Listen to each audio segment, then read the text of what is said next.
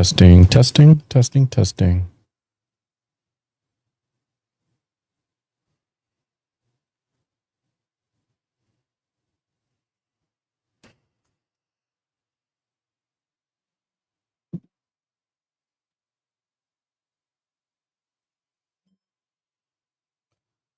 Testing, testing, testing, testing.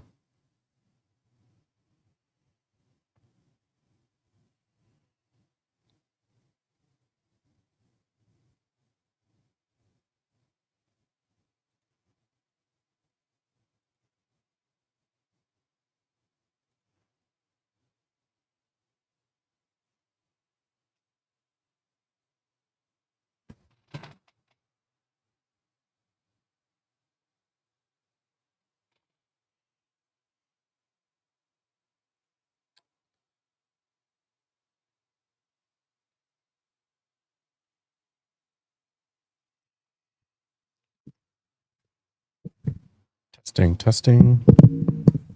Testing, testing, testing, testing, testing, testing.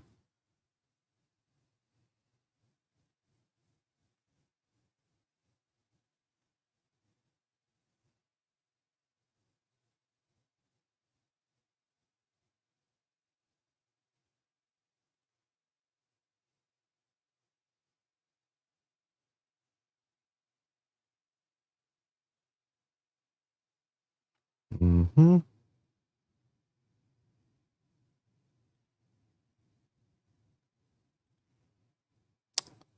Looking good, looking good. Hey, there we go. How we looking? All right, hold on. Hold on, let me see if... Yes, it sounds good on my end. Let me see if I can...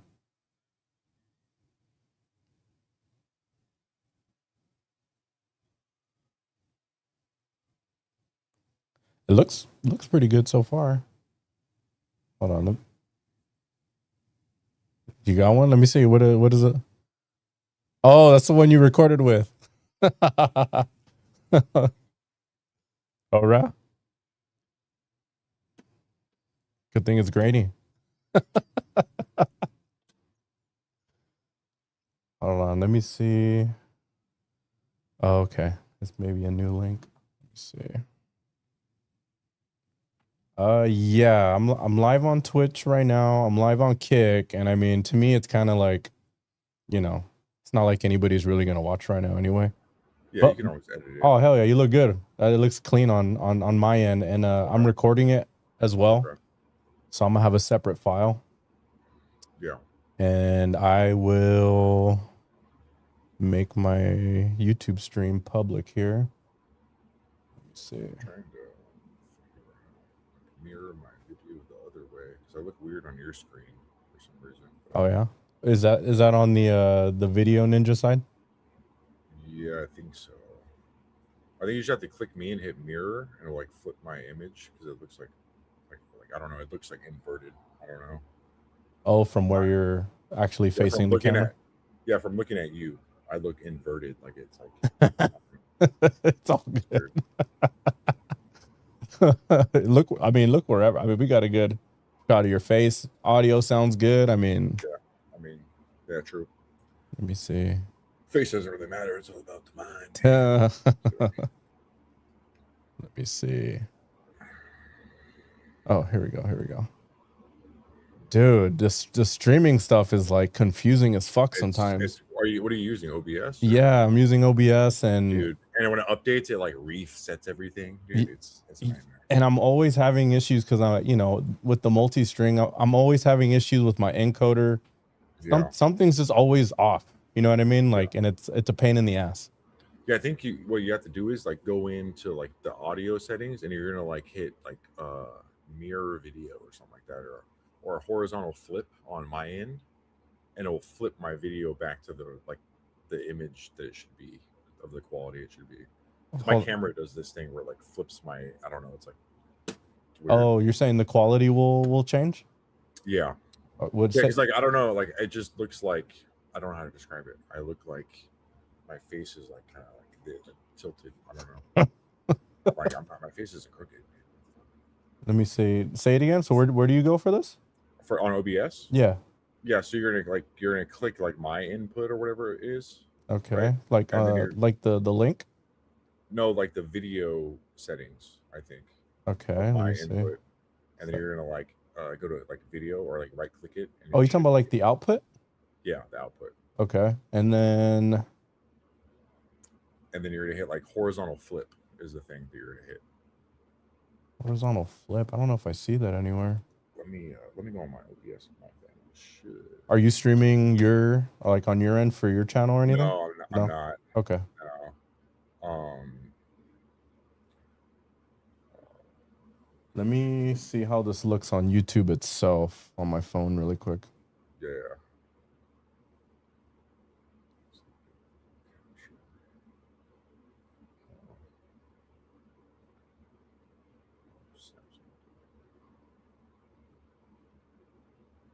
All right, live, yes sir. So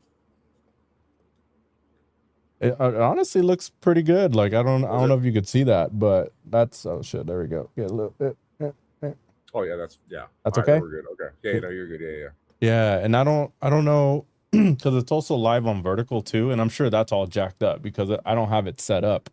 Yeah. To be vertical. So if your face is cut off on the vertical stream, sorry, whoever might be catching this later, it's better to watch it on landscape.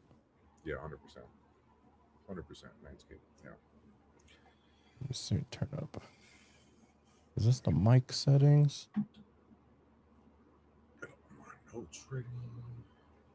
Okay, this is good. This is good. I can, you know, I'm learning this on the fly. Yeah, same. Yeah, 100%. And this is, you know, this is dope. This is going to be good. I got some shit today. I got some good stuff. Yeah, we do. Yeah, we're locked in. Yeah, you saw that? You saw the notes? Oh, I got it pulled up, man. We ready? You got it? Okay. Yep. Dope. Okay. Let me see. Anything last minute? I'm recording. Recording there. Lights good. Streams are on. Fuck yeah. All right, let's do it. Let's run it. All right, welcome everybody. Welcome to the BigMiklo show. I am your host, BigMiklo, and today's going to be a little bit different. I got somebody in the building with me today, someone I've been wanting to bring on for a minute. Y'all may know him, y'all may not, but you're about to. His name is Kyle, also known as Criticile. Yeah, 100%. Yep. Criticile _ 666.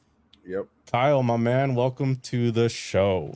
Appreciate you having me. It's long overdue. It is long overdue, and we've actually known each other for quite a minute. You know what I mean? Yeah. And like 10 years probably. At least it's been a while since we've worked together. 100%. And we both kind of started taking a little bit of a venture off in the social media, online content creation. Getting creative, you know. Yeah. How has your journey been? Like, what do you usually do on online? I pretty much just stream, and then honestly, my nephews like kind of make me stream because they're like, "Oh, play these NBA games and like do these like fantasy drafts and all this stuff." So I just kind of do it. And then I was playing so many games on PC that I was like, I might as well just start streaming every time I play. So that's what I just do in general, and then I just promote like health and wellness pretty much because my degree is in psychology, so I have my master's in psychology, so that's like everything to me. Dude. So that's dope. That's the vibe, you know. I love the old school NBA. Is it just 2K or live, or I feel like I've seen some pretty deep cuts. I've been diving into everything. So like nostalgia is like NBA Live for me. But 2K, like if you put one to like the best like fluidness of the game, I would say you play the most current 2K. You know, sure. So that's what I've been playing lately. So it's not as bad. Is there one you would say is the best past NBA game? Is there one that you just sticks out in your mind? I think that I mean everyone reigns NBA 2K11 is probably the best, but the last best one was probably NBA like 2K16 or 2K13. So that's going way back. But who's the covers? 2K. Who were the covers? I probably remember them by covers more than the year. So 2K13 I believe had Rose, Harden. Oh, is that AD? Rose, Harden. No, yeah, or yeah, AD on that one. That was a good one. Yeah, that was a really good one. Yeah. I really mess with that one heavy. I had a good time with that one a lot. No, actually, so 2K, yeah, it was Harden, Curry, and then Davis actually for 2K16. So 16. that Okay, yeah, I really 16. like that one. Yeah, 13 was Blake Griffin, Rose, and Durant actually. Okay, that was a good one too, So though. yeah, no, it was definitely 100%. Damn, Yeah, takes me back every time back. I see those. I Yeah, want to go down to what do you use to play those games? Like, how do you get them? I play them. Well, I have emulators, so it's Oh, just a okay. matter of like I download emulators, and it's like I'm a pirate, but so it kind of just depends. That's another story to be told somewhere else, but kind of just depends. So, Offline, off the public. yeah, 100%. All right, all right. Well, before I move on, let me get into a little bit of housekeeping. Um, please subscribe wherever you're listening. Follow me on all your social medias. I have Instagram, I have TikTok, I'm on Facebook. Is that it? What else am I on? And obviously YouTube. I also opened up a Patreon at patreon.com/BigMiklo. If you want to further support the channel, you can please head over there, help me out, keep the channel running. And Kyle, if you have any handles you would like to drop, feel free to do it, my man.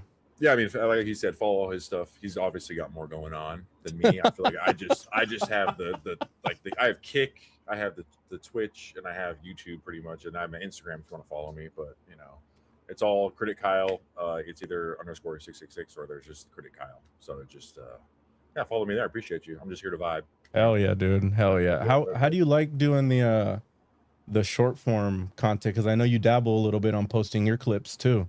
Well, no, you got me into that actually. Oh, I feel really? like it's like you didn't put a gun to my head, but I feel Yeah. like seeing your clips, I was like, I really like his format. So I was like, Okay. let me just go in here. So it's actually kind of nice to like stream, and then it's like, all right, let me rewatch some stuff and like Exactly. remember what I did, and then it's like, all right, I'm gonna clip that real quick. Right. And then it's kind of crazy because like sometimes like I post this on like anything like NBA, sometimes like Yeah. anything like Kobe, pretty much. Yeah. It'll get like a bunch of views so fast. Dude. The shorts are cool. And then I'm making connections with guys that I've never met, and I'm like, oh, I like their opinion. So it's nice hearing other people's opinions as well. It's pretty cool. Yeah, definitely. The clip thing it's interesting because you'll go through your long form and you'll realize like, damn, I really don't have a lot to work with.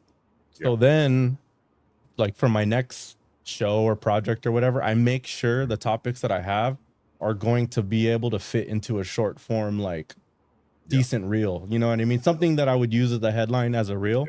I make sure that's kind of part of like my thing now, because how else am I going to ever get discovered? My name by itself doesn't mean anything. No, there's no reason to click on my stuff.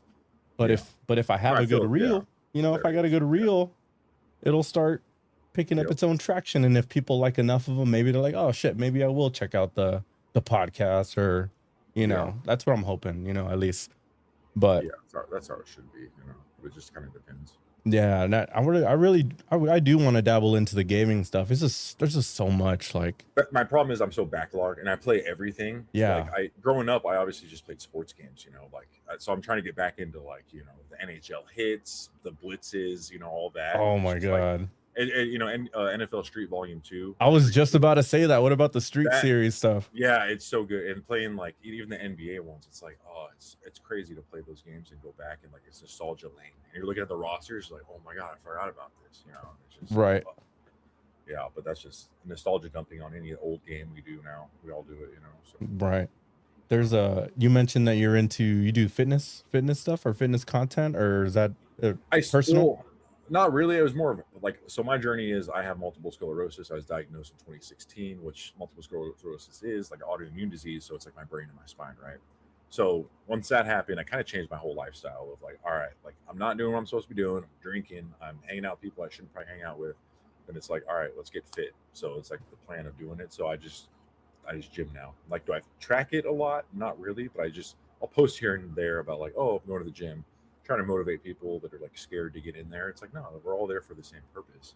So it's all about just growth and growth mindset kind of stuff. So that's kind of where I'm at. And then yesterday, actually, I posted a video. I hit deadlift 405 like 4 times. My buddy I work with, he's a dealer where I work. Yeah, it was like he pushed me. You can hear him in the video. Like, check it out, go on my page or whatever, check it out. But yeah, like I hit 405 4 times because I was gonna do it twice, and he was like, no, fuck that. you're doing it 4 times. I was like, Damn all right, right. Damn he right, said dude. so. So here we are. So yeah, He so was kind of a it's big kind of guy too, right?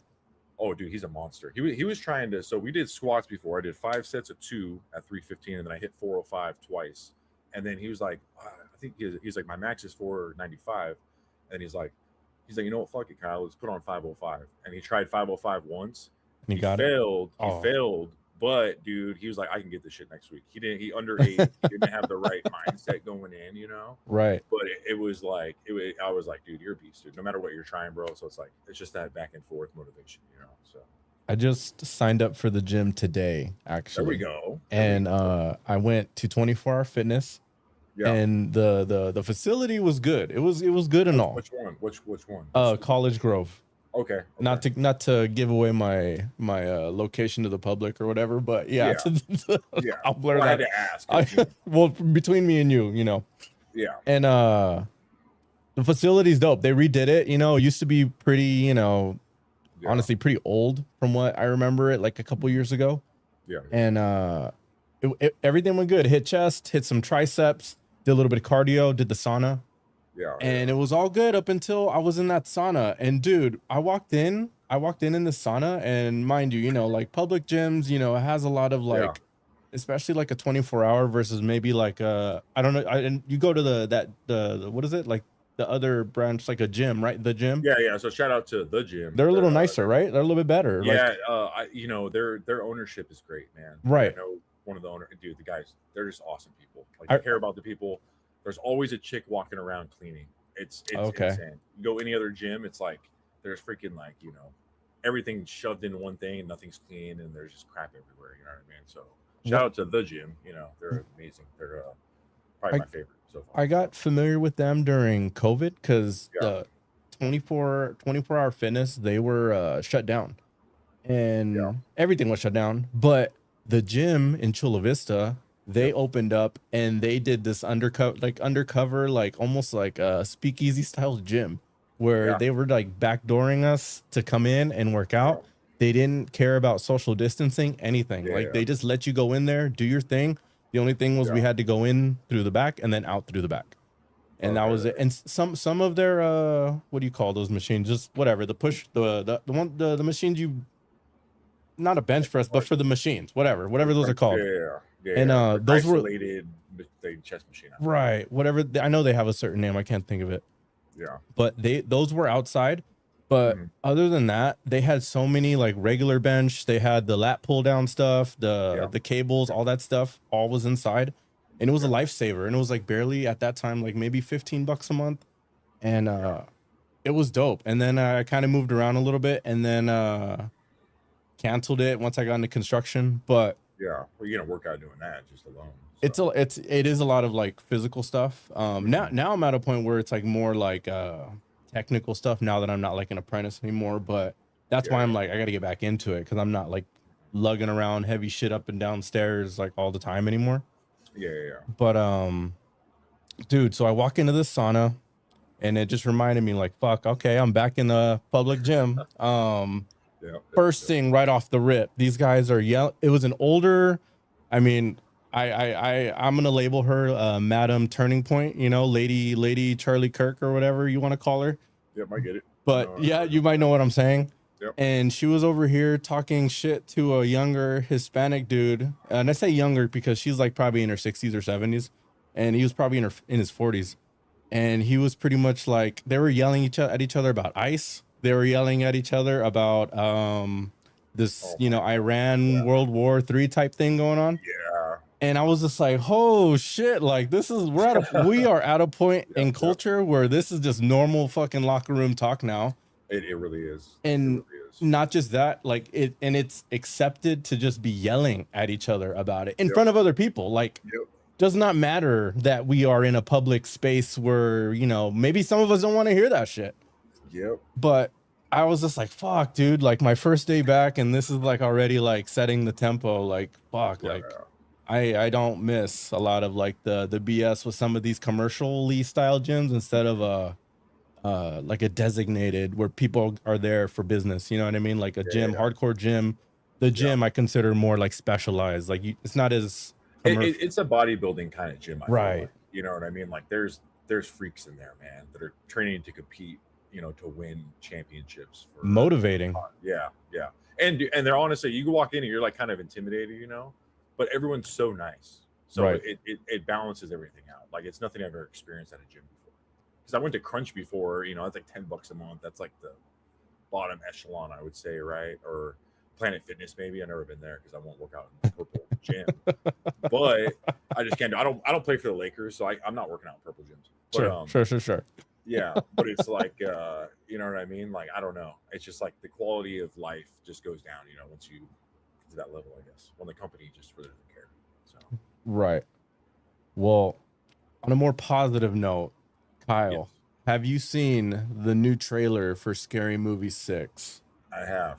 I have. Before we dive in, do you have any initial thoughts? I would say I'm excited, and I think everyone's kind of more nervous about comedy in general about the whole movie, right? Because I feel like, he came out, the Wayans were just like, hey, we're putting it back to how it was, like, you know, and just to harp on that, like I feel like comedy fell off a little bit, but I'm excited for the new movie because I think he will not institutionalize, but he'll inject a form of life that us people that really appreciate comedy will really like. You know what I mean? Like Right. obviously, I feel like newer generation is so soft now that it's like, shout out to them. But it's Or not. like, Or not. It's all right. Or not. yeah, That's no, I okay. don't, I don't care. Do what you got to do. But I just feel like the generation is soft now, and it's like they can't take a joke. It's just like it's a movie. It's supposed to be funny. Like Right. it's Right. hypothetical. So It's just um, it's going to be nice to have something that's going to come back, and they already are announcing like they do not care about yeah, who this may or may not offend. yeah, They're just ready to just make comedy again, yeah, and it's nice to like hear something like that from the get-go. yeah, Because especially from a big name like the Wayans, you know what that comes with. We've seen all the old scary movies, yeah, and some of those jokes are super crazy to even imagine that they're yeah, going to be able to pull that off. yeah, And it's kind of exciting to see like in what ways are they going to push that limit yeah. or not. It's One kind of hundred percent. it's Yeah. kind of cool. To harp on that as well, have you seen his haunted house movies that he put out? I That was like, did, yeah. yeah. So those are underrated to me. Like Yeah, they're I good. really love those ones, and I tell people that if they haven't seen them, like they're not, they're just dumb fun. You know what I mean? Yeah. Like turn the brain off, watch them. Like there's some scenes that are worth watching that made me fucking die laughing. You know what I mean? Right. And that style, that parody style of Yeah, comedy or yeah, whatever, I yeah, I particularly outside of like the Don't Be a Menace or yeah, yeah. the I don't know, the scary movies and the haunted house, like And they honestly, have like yeah. Wayans in general. Mhm. I'm not too much of a fan of that kind of comedy, to be honest. Like Yeah. it was a lot funnier when I was younger. Mhm. But like to be honest, like the Monty Python, you heard of those movies, right? Yeah, I see. I just that doesn't hit me for some reason. Yeah, like I tried, man, I but it's can like I can appreciate the fact that people love that, and yeah, that's I'm sure that was a really big thing back then, but yeah, that never resonated with me personally. yeah. Same, same. So I but the Wayans, for whatever reason, Don't Be a Menace, that's a classic, right? Yeah, Like I don't know. yeah. That's like There's so something. many. I mean, I have I mean, when we get to that point, but I have a Yeah, breakdown of like decades on just the decline of comedy, pretty much. Because perfect. you want to get into that eventually. But I'm very excited for the new movie. Just to harp on the scary movie 6 stuff. It's like, yeah, sign me up. Sign me Okay. up. All You know right. what So I mean, I guess we could both agree comedy for the most part for now. I mean? I've staked my claim that I feel that it's dead. Um Yeah. I don't know how you feel on the current status on comedy today. Uh I, so I'm not trying to cut you off, no, but go ahead, go ahead. so I will. This is my thing. Anything I feel like that is deemed funny by certain individuals that is pushing the boundary, I feel like it gets political, and I feel like Yeah. any type of comedy that is funny to us, right? Because we think comedy is dead, right? We get deemed like a certain like either far left or right side, right? Sure. Yeah. So I believe it just goes from there. That's why comedy is so divided. You know what I mean? Yeah. And what broke in the demographic of the U.S. with that, I was like, I don't know. I don't know exactly what that was. I don't know if it's chemicals in the water, turning the frogs gay. Shout out Alex Jones. You know what I mean? Or if it's something going on that I don't know, or the chemtrails, or I don't know. Who knows? Right. That's a whole nother thing. But We're that's all kind of how soft I now. feel. yeah, like I said, it's just it is what it is. Right, It's right, the right, right. world we live in, Is So there a recent one that, or like, can you remember the last time a good comedy came out? How far back do you have to think in order to even like? Because one of the first ones that come to mind for me, and uh-huh. I'm sure there are like some that come out, but like they went straight to streaming. Yeah, Was like super bad. I remember seeing that in the 100%, theaters, lost my 100%. shit, right? Like I don't even Same. remember Yeah, laughing that hard in a yeah, theater since then. yeah, And that was pretty close to high school. You know what I mean? yeah, Like, yeah, yeah, so I mean maybe the Jackass movies, I guess, if that yeah. counts as comedy. I don't know if that's Mm-hmm. specifically that. Like um Bum fights, remember that? I don't know. That was kind of a form of comedy, but that's way back, dude. That's way back in that's there. like early YouTube, right? Yeah, yeah, it is what it is. But Right. Okay. yeah, do you think Um that stuff's funny? I don't know. I was six sense of humor, so do you have a favorite out of the scary movie lineup? it's got to be two, right? Two? Okay. Okay. Yeah, yeah, Like yeah. I think two is just there. It's so quotable, and you have It is. Tim Curry's in it. It all works, That's and the there's strong so hand, much. right? Yeah, there's so much culture jammed into that movie that as a whole it covers so much, and it's so great. You know what I mean? Right. Right, right, I right. love I love scary movies. Like horror is my favorite genre, right? Yep. I have it all tattooed on me and everything. But it's like Dude, I don't have many friends that are into the horror genre, so I can't wait to yeah, kind of dabble a little bit today. You yeah, know, yeah, like definitely. we're definitely gonna dabble a little bit and kind of test my boy's knowledge here with a game. I got a game ready for him, you know what I mean? Ready? I'm ready. So we'll get into that in a little bit. Yeah, yeah, no Um worries. for me, I'd say Yeah, two is great. Two, yeah, how can you yeah, deny two? yeah, One I have no problem, yeah, saying one, just with yeah, how at that time, like the imprint it left on me at that age. I was probably like what, sixth grader or something like that, like somewhere in that yeah, early yeah, like yeah, time frame, right? Like somewhere in yeah. that, and to go to the movie theater for my 2000. Yeah, mom to take me to the movie theater at that and go watch the scary movie that's one, hilarious. dude, right?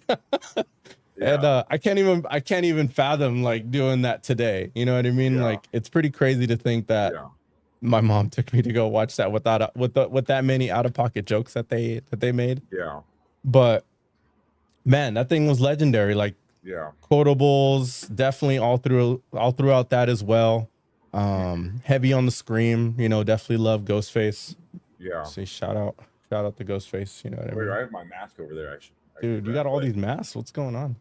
dude, so I started collecting them. Right, I was like, I'm gonna start buying masks. I want to hang them around my wall. Mm, It was like more of like a thing, like oh, I just kind of want like a theme going on. But then I yeah. was just like, I don't know. I started getting into it, then I kind of fell off. So I was like, oh, and then it's just like there's dude. If you go online and look at masks, man, there's so many different types, man. They got these. They got these latex ones. Jim Carrey's fucking doubles wearing. Oh shit. It's Yeah. like Right. Right. they Right. have all these crazy things, dude. It's like, man, I can get anything I want, dude. If I like just take an image of my dog's face, bro, I can make a mask out of that. No It's crazy. way. Oh, so you can just get these masks made like You could, yeah. I mean, professionally.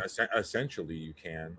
There's just a lot of like if you go on the right sites, but if you go on like any like horror movie mask site with the traditional ones, dude, they get pretty pricey pretty quick just because of the quality of them and they're insane. Freaking black So market of masks over here.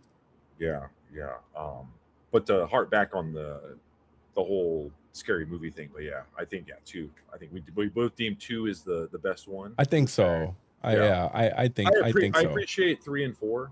Honestly, I Those don't are even. I didn't see 5, so I have no idea. That after that, it kind of just fell off. so So if I remember right, two was the last ones that had the weigh-ins, right? yeah, 2 was the last one I had the wins, And and then then 3 was like the 8 Mile one, right? Where they like okay, yeah. 8 Mile, and then 4 was just another weird one like that, I think. But I think those started kind of remember going a little correctly. too far off the Yeah, rail for me. I yeah, think it yeah, yeah, got a little too goofy, yeah. if that makes sense. Yeah, But 3. yeah, I could definitely appreciate No, 3 was a Charlie Sheen. I think 4 was the 8 Mile one. I think. Yeah, oh, okay. yeah, Yeah, I Yeah. stopped keeping track once. Yeah. Well, yeah, I could attest to that. I agree with you on that one. Yeah. I think everyone knew. It was like the Waynes aren't involved. Okay, we're good. You know. Yeah, definitely. Let's let's start talking about those eras, right? I think and Yeah. I'm talking about specifically those eras in comedy. I got you. So I if got you were to highlight your favorite era, and I'm gonna say eras are probably like what, the 70s, 80s, 90s, Yeah, I thousands was kind of like, thing. yeah. I pulled Okay. up the ones I'm all alive for: the '90s, the 2000s, the 2010s. I mean, Okay. 2020s. I feel like there's not a comedy. Okay. All right. Yeah. You go first and give me your favorite era. My favorite era. It's so hard. So I'm gonna drop some stuff on here. Okay. I'm gonna drop some. All right, break it down for me. We're gonna go back. We're gonna start 2000s, right? I'm just gonna start naming off movies, and I will go from 2010s to 2000s to 90s, and we're gonna see. I personally like. You'll notice it, all the bangers that we see here. Okay. So 2000s. This is what we're working with. All right, we have Hot Tub Time Machine. We Mm. have 21 Jump Street, the 21 Jump Street movies, right? Those are 2010s. We Uh-huh. have Due Date. There's Tag. Tag. We Are the Millers. It's like I'm Yeah. like, okay, like these are a bad teacher, Train Wreck, Right. Hall Pass, Wolf of Wall Street, but that's just a great film. Right. Scott Pilgrim. I mean, that's the ones I'm seeing. You know what I mean? The other guys, I guess, with 2010s, which is a great movie, I think, but that's just me. Really good. Why Him, which is like dating movie with like Bryan Cranston, Dave Franco. Okay. Yeah. So those are the ones, like the top ones that are deemed by Google as like the top comedies of 2010s, right? Okay. So if we hit the 2000s, okay, we start off Wedding Crashers, Old School, Talladega Nights, Dodgeball, Super Bad, Pineapple Express. Shit. Yeah, that's what I'm saying. Hold on, I'm clicking this thing. Anchorman. You have Idiocracy, Semi-Pro, Harold and Kumar, Napoleon Dynamite. You have Borat. We have Step Brothers, How High, Van Wilder, kind of a sleeper. Hot Rod, Beer Fest, Damn, that's tough. The Hangover, Scary Movie 2. Like it just Zoolander. It keeps going. Okay, the list keeps going. I can just it just keeps going. Right. So this is almost like our kind of generation going up, right? Yeah, this is our era. And then so if we go back to the 1990s, right? We have Half Baked, Kingpin, Mallrats, Tommy Boy, Office Space, Billy Madison. You have, what else do you have here? Nutty Professor. That's a good one. American Pie, the South Park movie. Austin Powers. You have Clerks, Don't Be a Menace, Dumb and Dumber. It's my favorite comedy of all time. Okay. Wayne's World. Yeah, Friday. Big Lebowski, Cable Guy, Liar, Liar. These are tough too. That's what I'm saying. Wedding Singer, Wayne's World 2. It just goes on. Mars Attacks, Night at the Roxbury. It's man. You have The Mask. You have Ace Ventura and The Mask. Like, so Adam Sandler and I feel like Jim Carrey ran that era, right? Sure, yeah. You know what I mean? That's not even counting like Happy Gilmore and Waterboy that probably came out in the 90s, I'm guessing, right? Because I don't see it on here, but like Encino Man's on here. It just it keeps going. For the 90s, I just keep clicking, it keeps going. It's just it's endless. But we wouldn't have enough time tonight. Yeah, we want it. Yeah, but I think the 2000s for me is probably the best era for me personally with comedy. Okay, that's where it reached. Like, I feel like the 90s has like the GOAT movies. Yeah, over the top. Like they're the all-time favorites. Like they will shit on any of these 2010 movies. Yeah.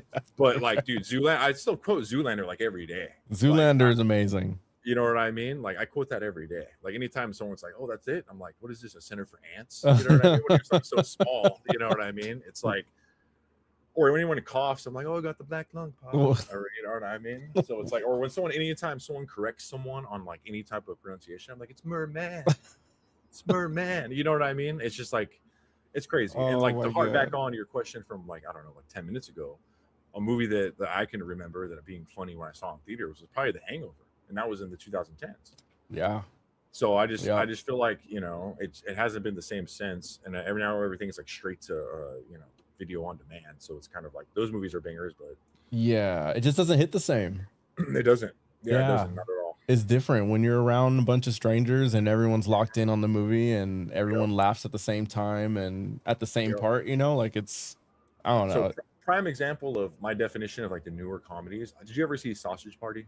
Yeah, I did. Animated movie. So I Yeah. saw that in theaters on a first date. First And if you, date. yeah, and if you've seen that movie, like towards the end, there is the most awkward scene. So I've never been in a movie theater where that's packed, where everyone's just kind of looking around at each other like, the fuck is going on Wait, here? did everybody in the theater? Because at this time I had a part-time job on Yeah, the side at yeah, the movie yeah, theater, yeah, and yeah. the amount of parents that brought their kids to go That's what I'm watch. saying. That's what I'm saying. Oh, that's what you're saying. Yeah. Okay, dude, that So was. there's a mixed demographic in this movie theater. I'm talking it's not full, but it's damn near packed. And they stayed till the end to watch it. People walked out. That's what I was gonna get to. People walked out during that scene. And I'm on a first date with a chick that I'm like, in my head, I'm thinking, am I gonna smash this or not? Like, Is it setting the mood or what? Yeah, you know what I mean. And then it's like this orgy scene happens, Fire. and it's like, I swear to God, it was like I looked at her and she looked at me, and just the uncomfortableness, and then it went down the whole movie theater line. It was just like, I'm seeing like a 90-year-old couple in there watching this, like, oh, I thought this was a kid's movie. I thought it was And I'm Pixar. like, yeah, then you got some freaking then you have like parents trying to tell their kids like what the hell's going on. They're like, well, what's going on there? The kids are laughing, and I'm just like sitting there like, damn, crazy. Fucked up. I fucked up tonight. Yeah, so yeah, it is what it is, like things happen that way, and I guess that's Damn. maybe they're going for that. Maybe they smoke some weed or like, hey, we're trying to make people awkward in movie theater, but it's crazy. Were you able to seal the deal even with the? I don't remember. You don't remember? Okay. I don't think so. I think I don't remember. Yeah. Oh my God. Back in my prime. Probably it was back in my prime. My guy, I feel it. I feel you. Oh my God. Yeah, that was a good one. That was a crazy movie. I can't even imagine the round table where someone like presents like, all right guys, I got an idea. Hear me out. Yeah. Big blockbuster, budget needed for this. But this we got Seth Rogen, and then name down the list of all the famous guys, and they're all fucking groceries, and they're all fucking banging each other and doing all kinds of dirty shit, and like, boom, check this out. I thought the movie was so great until that part. Like it was literally, I was like, this is a goated movie. This movie is making me laugh. It's so funny. I was like, I'm falling off like a little sausage. It's like fucked up, Right. And it's like that happens. You're like, okay.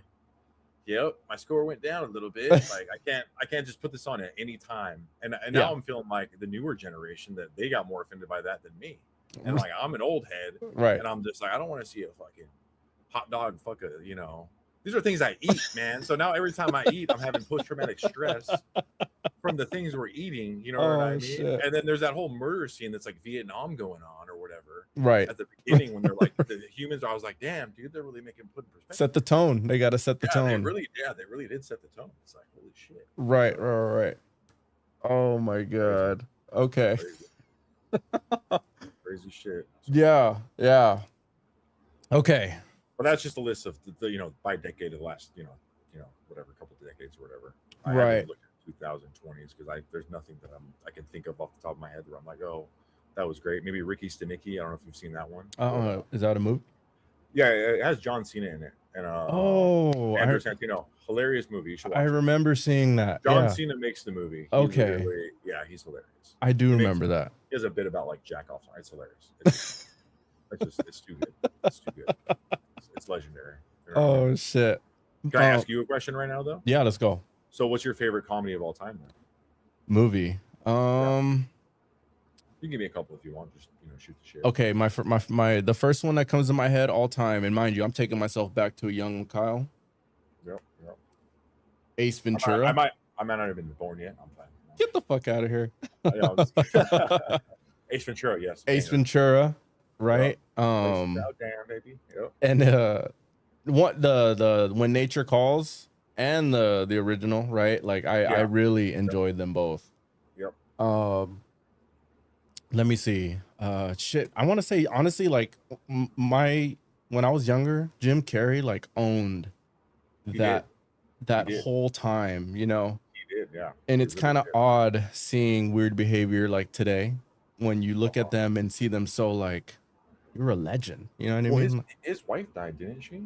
I don't know. Is that a thing? So I think it could be. What happened is, something happened with him, and like, dude, you see someone you love, that you everything go. It's like that's gonna put you in a dark place. You know what I mean? For sure.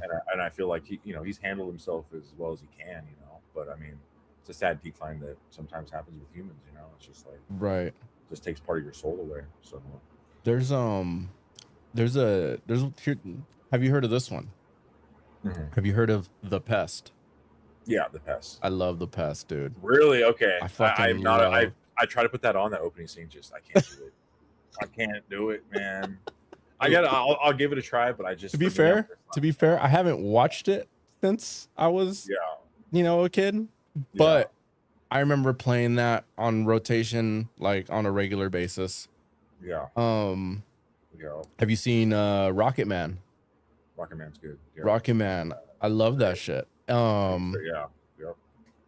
I'm trying to like give like outside of the obvious ones, but but honestly, anything Jim Carrey, that was like my jam. That was like that was the biggest thing, and then that's when I kind of graduated onto the edgier stuff, like anything Wayans I can get my hands on, stuff like that. I always loved Saturday Night Live. Like that was always like a low key like fuck, like that'd be dope to do one day. And yeah, like so all these movies like the Blues Brothers or Austin Powers or the you named one earlier, Wayne's World. Yeah, man, those go down like very, very warm place in my heart for stuff like that. Anything Saturday Night Live that got turned into a movie. You said Night at the Roxbury. Shit, what else? They've had so many. Yeah, I mean all the Adam Sandler movies, you're right. Hot Rod. I don't know if you've ever seen Hot Rod. I have, yeah. Newer one. That movie's great. I think that's funny. But, Hot Rod's funny. You know which one? This might be a little controversial that I don't like, that a lot of people like. Nacho Libre. I didn't like it. You know what's crazy is people love it. Same way. Not for me though. I don't know, for something about it, it doesn't get me. It just didn't maybe I have to watch it again. Right. Because I can attest to that because I watched Napoleon Dynamite back in the day, right? Yeah. Twice, and I was like, this movie is so dumb. Why do people love this movie? Right. Watch it again as an adult, and I'm like, this is like my favorite comedy. It's funny. Yeah. I can watch this all the time. It's so quotable and it's so dumb. That was a sleeper one. Like I had zero expectation. I think I snuck into that just because I got to the movies early. I just needed to hide out somewhere. And dude, that was like the best movie that I saw that day. Like the best. And I told everybody to go see it. People saw it and I was just like, oh shit, like this thing, who the fuck are these guys? It gained super big popularity. Like dude, tater tots. Quitting all the freaking chips, Kip. Stuff. But I wanted to ask you about the horror thing because I don't have too many people who are into the horror genre. I'm curious to know what made you, I guess, so into it. What got you into it, and how long have you been like a fan of that? Honestly, the first recollection of any type of film I remember watching as any time was like as a kid. Well, like obviously my mom put on Disney, but my dad would get home and it's like Sci-Fi Channel. Okay. You know what I mean? So it's like I got into it because of my dad. And then like my mom would probably get mad at me because she would be like, why are you putting this crap on? You know what I mean? Like like a vampire is eating like a chick or whatever, Like obviously it's on TV, so it's not like showing it, but there's other versions that will show it. But yeah, I would say like my dad and then like my sister was really into it and it just went from there. You know what I mean? And then what was it? Just like X-Files or Buffy, or like what was the stuff on TV that you're watching? My family was into Buffy. Okay. I do like just growing up, the X-Files, and then so good. Yeah, it's so good. You heard they're bringing it back? Yeah. You saw that? Yep. Yeah. But honestly, like to harp back on like any show, I would say the Twilight Zone. Oh, the Twilight Zone is goated. Like I was watching that probably with my grandfather. Like honestly, maybe him too. He probably put me on a lot of horror stuff at a young age. Because what he used to do, which would piss my grandmother off, was we would watch WCW, which was like the PG version of wrestling, right? It was still so good. I loved WCW. I know, so did I. Diamonds Dallas Page was my guy. Okay, right on. And then freaking, Kevin Nash, the big guys, you know what I mean? Oh yeah. And then it was like as soon as that ended at like 8 o'clock, I would like if I stayed up, my grandpa would be like, all right, we're putting on WWF on. And I was like, what the fuck is this? I was like, fucking blew your mind. I'm like, there's titties. I was like, what the hell? And like people are drinking beer and shit. Right. And I'm like, what the fuck is going on? And I was like, dude, yeah. And I was just like, okay. And then it's just like from there, it's like you see Kane and Undertaker, right? And there's this mysterious fucking darkness about him. And then it's like you kind of get into that, and you're like, okay, this is cool. Hell And then I yeah. started getting into that more. And it's like that's the horror brought out, Right. That's true. And then it's like you just, yeah, I don't know. There's so much through the years of stuff I just put on and just watch because it was Right. on the TV, and I was like, all right, cool, And then I look in my room. I have a bunch of horror memorabilia, Bunch of It's like, horrors on your room. yeah, a bunch of horrors on my room. Yeah. But yeah, That's dope, dude. that's my introductory to horror, and it just keeps going, man. Like my tattoo artist, big horror, nerd Okay. too. And dude, he's kind of pushed me to watch some stuff that I don't think I would ever watch, and we always give each other feedback, which is nice. Like like lower, like I don't want to Yeah, say. honestly, him and I send each other a bunch of different stuff throughout the week of like, oh, a new trailer coming out, or like there's a YouTube short of this, or like some type of AI generated thing or whatever. But we're always looking at like new trailers coming out, and like just like, oh, horror's coming back. And it's always one of the countries at the most turmoil of anything. If you look back in history, that's one of the greatest genres of like, or greatest movies, I should say, of horror have came out, I would say. So we're in like a dark time, and I feel like the darker the times are and the reality, the darker the movies are. Wow. Okay. That's my theory. I gotta analyze that. Yeah, that's a good like thing Yep. to bring up. So Yep. do you have a favorite horror movie?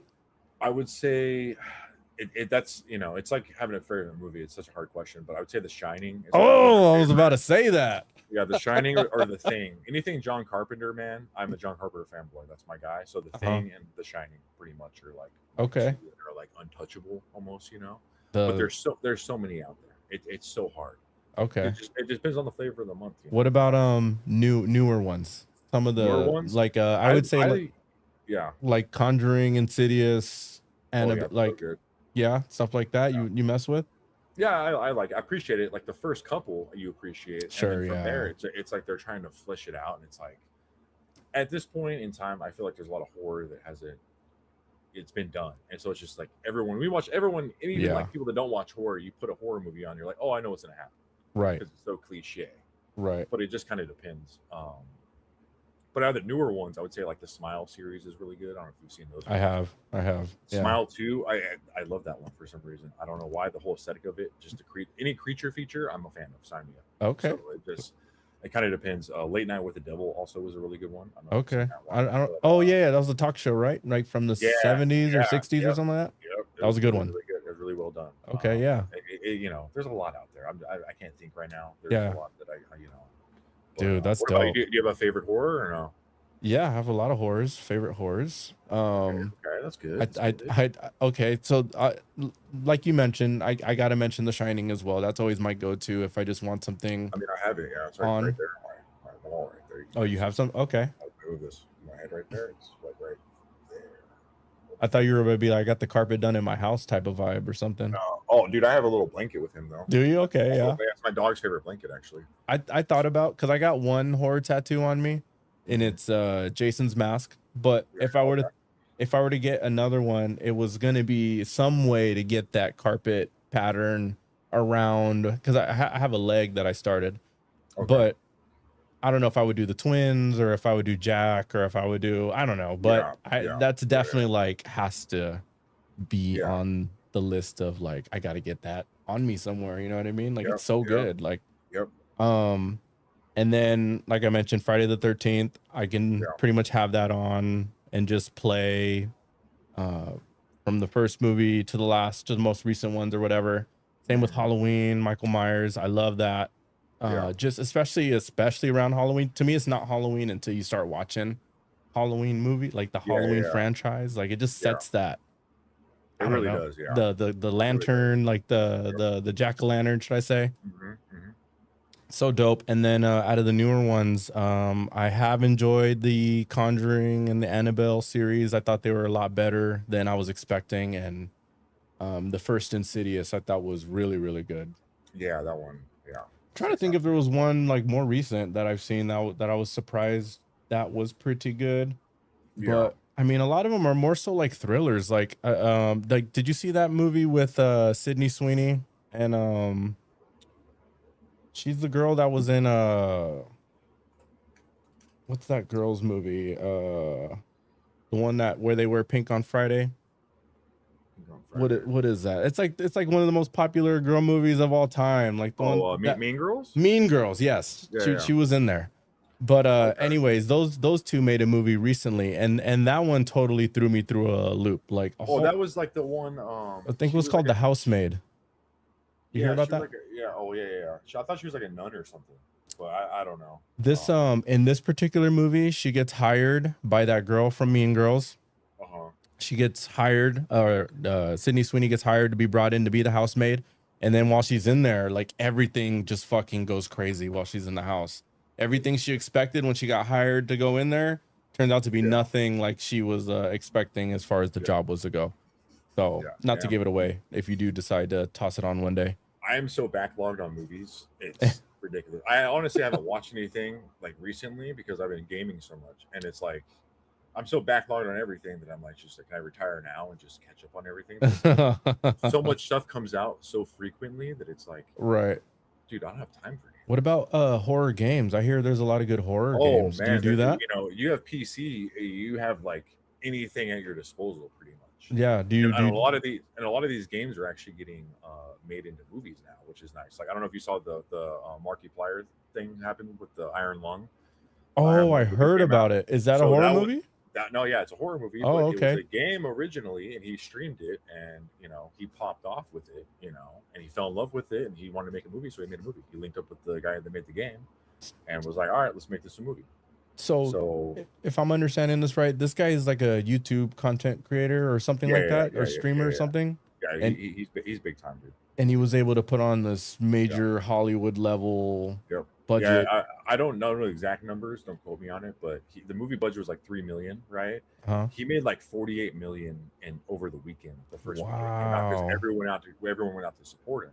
Oh, okay. And you know, he made this post, a very emotional post. He was just happy he was able to do it. You know, it was a passion project for him. And I was like, that's the shit that needs to get promoted. Yeah, I've seen posts about it. That kind of stuff. Yeah, exactly. So I had no idea I love that stuff. Yeah. And there's one. Then there's a new in like the Backrooms movie that the A24 picked up. That's a video game. You have also Mortuary Assistant, which is a video game. They're making a movie off of that. Yeah. Okay. Which I don't know if you've ever seen The Autopsy of Jane Doe. I don't think I have. Banger of a movie. Okay. I highly recommend that one. Okay. But a lot of these, I feel like a lot of these video games are inspiring a lot of movies as well. I mean, if you look back into the 90s, like, like Resident Evil, stuff like that kind of pushed stuff to another boundary. Those are the clips that I'm seeing right now. Everyone's playing the new Resident Evil. Yep. And I'm so backlogged on games that I rather just at that point Resident Evil, I'd rather watch someone play. But I have most of the games, but it's just a matter of time and playing them. And it's like, dude, like pick your poison, It's like there's too much to do, so little time. I tried doing The Last of Us for a while. I even tried streaming it here and there, and that was fun. That was a good game. The game or the game or the movie? Yeah, that was the game. I dabbled in that a little bit because I enjoyed the series. So why not try the game? And I thought it was pretty good. Yeah, I agree with that. Yeah, and I'm into those, long story mode, whatever kind of game, exploring games. That was fun. Yeah. Okay. Let's get into our first game. How about that? Let's run it. All right. So, first game, we're gonna do a blind rank test. Okay. So it's gonna be on a scale of, it's gonna be 1 through 5. Based on the name that I give you, you're gonna put them where you think they should go on your personal 1 through 5. 1 being your favorite or best. All right. Okay. Are you gonna do yours after, or how is it gonna work? Well, it'd be kind of tough because I know what's gonna come next. Unless you just want to throw them at me randomly off the dome. If you want to try to do that. Whatever category this is, I'll make my own in my head. This is horror. I'm going off of horror from here. Oh shit. Okay.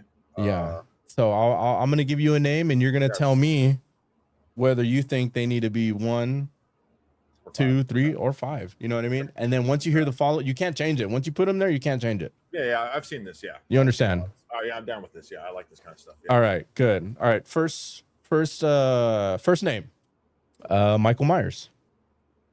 Where would you put him 1 through 5? All right, I'm gonna give him a 2. A 2. Okay, that's pretty high up there. Yeah. What I think. John Carpenter, the way he filmed the the original, it just there's so much iconic stuff out there. You know what I mean? It just for me, I'm a John Carpenter fanboy, so that's why I put it so high. Got it. Like honestly, I got to look at the list of John Carpenter movies, and I'm sure like they're all the classics. I'm sure. And he's actually coming out with a game in like a couple like a weeks, I think. Really? Zombie game that he wanted to make a while ago, but it finally got greenlit and it's actually coming out. So I was like, that's kind of cool. So I mean, he's still doing it. Okay. So, I'm okay with the two. Right there. Okay, number 2. Mike Myers at number 2. Freddy Krueger.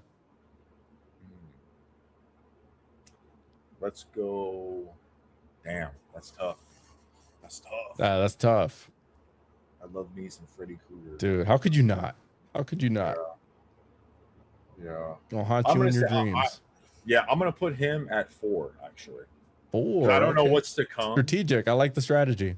Yeah, I'll put him at 4 because some of the movies it just the flux, it just didn't hit for me. So okay, I'll do with that. At least Michael Myers had no personality. He's always the same, right? So. Okay. Let's go with our next one with Hannibal Lecter. Ooh, I'll put him at 5. 5. Okay, that was an easy 5. I'll put him at 5 for me personally. Okay. There's other like serial killer types that I just resonate more with, which is kind of a psychopath statement or whatever. Okay. All right. Ghostface. Oh man. So I have 3 open, right? Yes. Yeah. You have 3 and 1 open. I'll put Ghostface at 3. I would have put Ghostface at 5, honestly. I'm not a big Scream guy. I don't know why. It just okay. Not even the first. After the first one, it's like okay. It doesn't do anything for me. It's like and I don't know. I'm not a big Scream guy. That's just okay, that's fair. Personal opinion. I don't know. I mean, yeah, for sure. My last one is going to be Jason. That's going to be your number 1. Yeah, I'm definitely 100% okay with that. Yeah, is that okay? So I got what? Jason, Mike Myers, Ghostface, Freddy, and then Hannibal Lecter. Okay, so with this game, there comes a little bit of a twist, right? Okay. So your number 1 is Jason. Fuck one, marry one, eat their ass. Go. No, I'm just kidding. That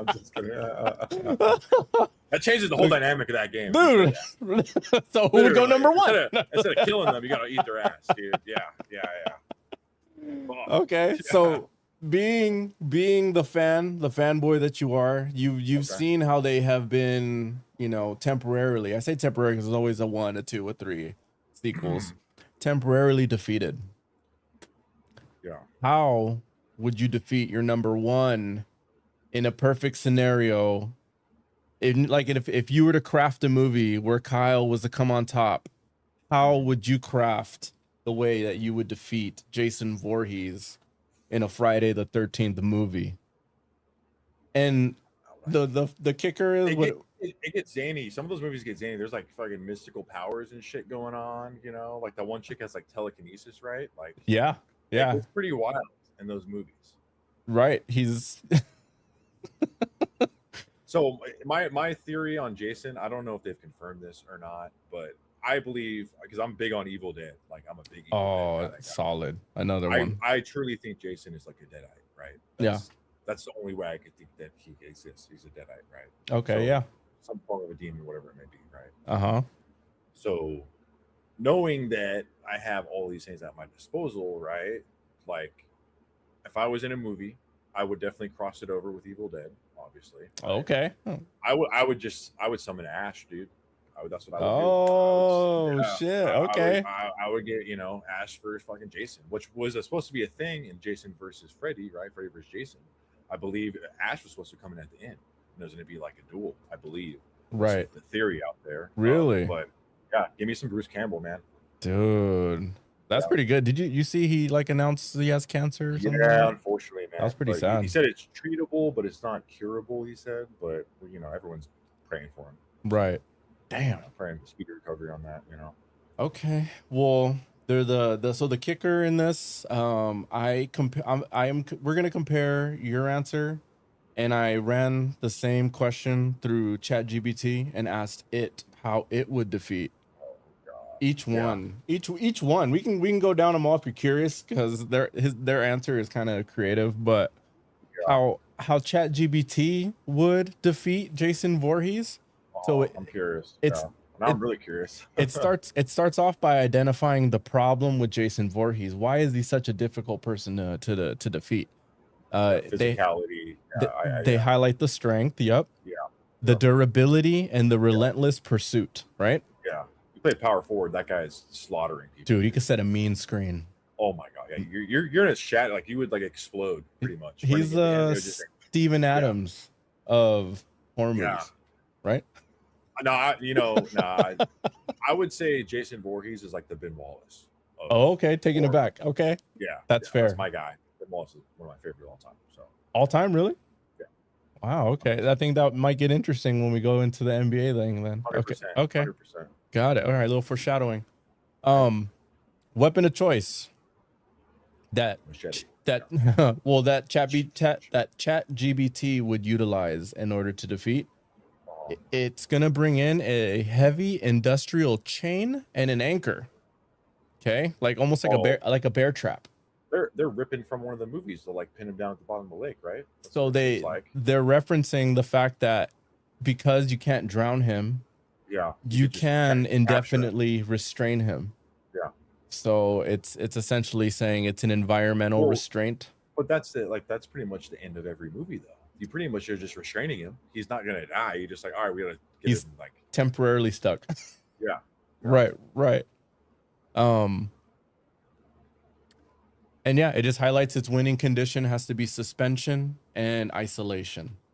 Okay. So I mean I'm honestly kind of impressed with your Bruce Campbell implementation of it. So I mean, see, that's what ChatGPT won't have, the creative mind of certain humans. Dude, that was quick. My answer would be way worse than that. Oh, would it be? All right, let's hear it. Let's hear your answer. What would it be? if I had to defeat, no judgment. Yeah, if I had to defeat Jason, I would just try to dig up a big ass pit somewhere and just try to get them to walk or like right into it somehow, and just hope it's deep enough that it'll never get out. Yeah, that's my only quick solution on the spot. Capture him. Yeah. So that's tough. Yeah, I feel like it's always like it goes back to the mother thing with him. So it's like he psychologically you can get in his head with his mother, but it's like I think that would be a funny dynamic of like Ash, with Jason just talking shit to him, just like you kiss your mother with that mouth, like he took his mask off or some shit. Just the comedy. That's so good. You could hit him with would just be so perfect. You know what I mean? That's so those Evil Dead movies, man. Those things are underrated. If you want to talk about underrated 100%. Horror, that's one of the series for sure. Sam Raimi, yeah. I mean, there's so many out there. There's so many more, but it's, I mean, even the new one, I love the new one. Rise was amazing. So okay, did you ever catch the TV series? Show is amazing as well. Yeah, 100%. Anything, Bruce Campbell, anything Bruce Campbell. Sign me up. Damn, you know ball, sir. Yeah, I must say you do know ball. Respects. Yep. So can I give you 5? Can I give you 5 right now? Sure. Yeah. Let me try to blind rank. Here. So let me hold on. Let me get this all set up here, so I can remember what you choose in here. Right. Yeah, I was looking for a pen. I'm like, fuck, where the fuck my pen go? Yeah. I'll be making notes and shit. Okay, I'll just use this picture. So mine's gonna be kind of crazy because I know a lot of shit. Okay. Right? So, let's see how much ball I know. Yeah, we're gonna see, dude. We're about to see. Hold on, this thing's not loading.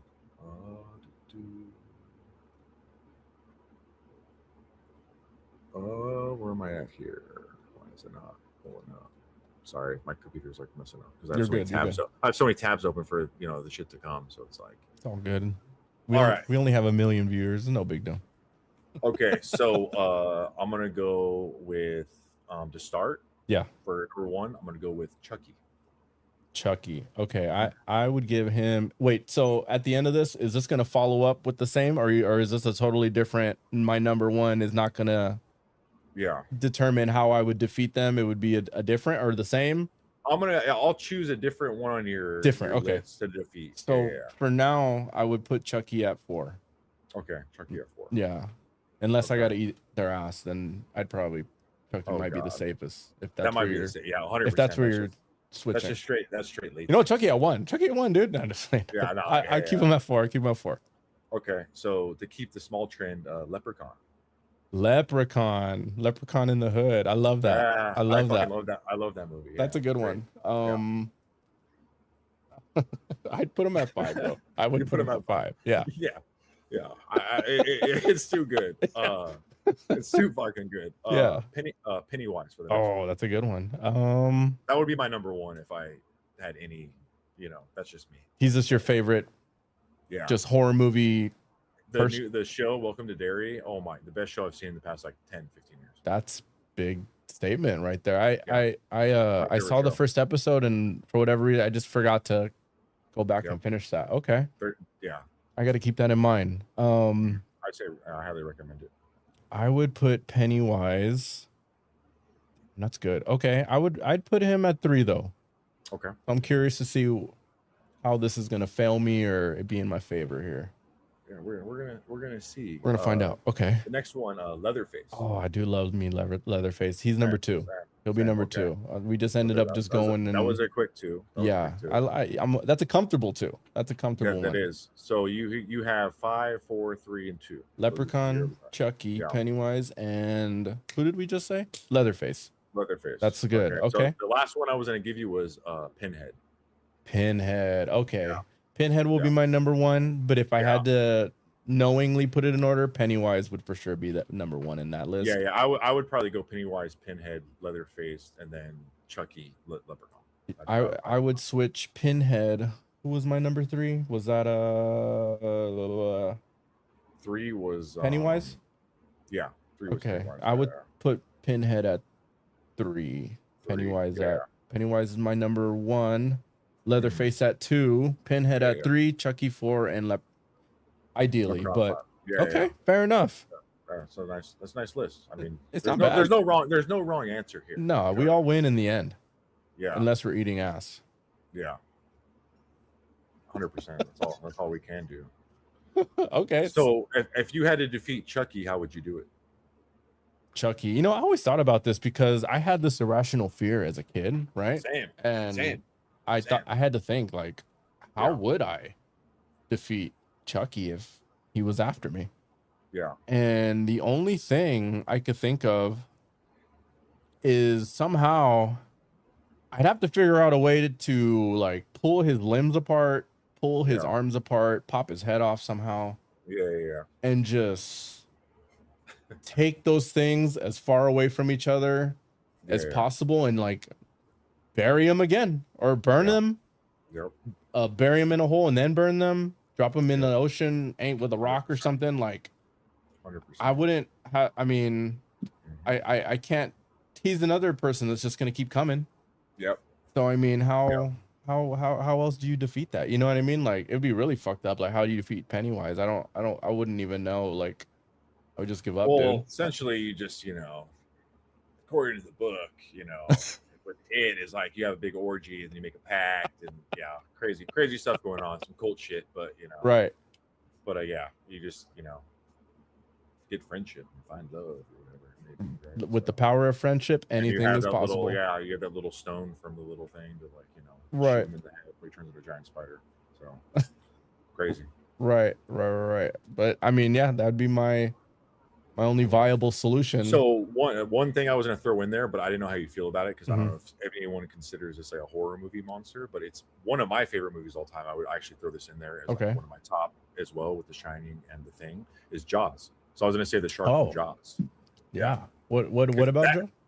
What's that? Like, what about him? Like, would he be part of the ranking, or were you saying? Yeah, I was going to throw him in the ranking. Oh yeah, because I feel like he's a great horror movie. Yeah, monster. that's a good movie overall. Like Jaws is such an influential movie. Like, it's still going. Like, I'm fucking scared to like close my eyes in the shower. You know what I mean? Because of giant mouth. Yeah, see the giant mouth coming towards me. You know what I mean? It's like, holy shit. So as a kid, that traumatized me. Even the shitty one with like the 3D freaking thing where they're at SeaWorld and it crashes the glass. That terrified me. Oh yeah. Because we live in San Diego, so it's like you have that giant megalodon mouth inside that little like walkway where you go see the sharks, man. That always terrified me. That's no joke right there. That's true. You stand in front of that thing, you're like, dude, we're fucked. Swallowed by this. Yeah, we're fucked.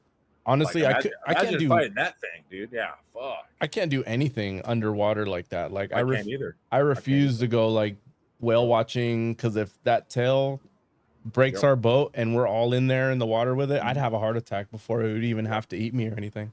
Well, that's why There's no way. H.P. Lovecraft is one of my favorite authors, and his like Uh-huh. Cthulhu stuff is just everything. I have it tattooed on me, so it's like that's my like homage to like, oh, my fear is like, you know, the ocean, right? But at the same time, it's like you can overcome it. It's one of those like double-edged swords where it's. Oh, dude. I just want to enjoy it on the beach kind of deal, you know? That's what I'm saying. Yeah, that's how I am. It's like, you know, you go to the beach, like, oh, let's go in here. I'm like, I'm good. It looks great from here. Yeah, I'm good. You know. Plus, there's a bunch of shit in the water now. It's like I don't want to go in any. Oh, especially our water. Yeah, exactly. Especially our water. Damn. All right. Well, you know what? We're gonna really test your ball skills right here. Pause. Okay. And we're gonna segue to another game. Okay. Let me see if I have this queued up real quick.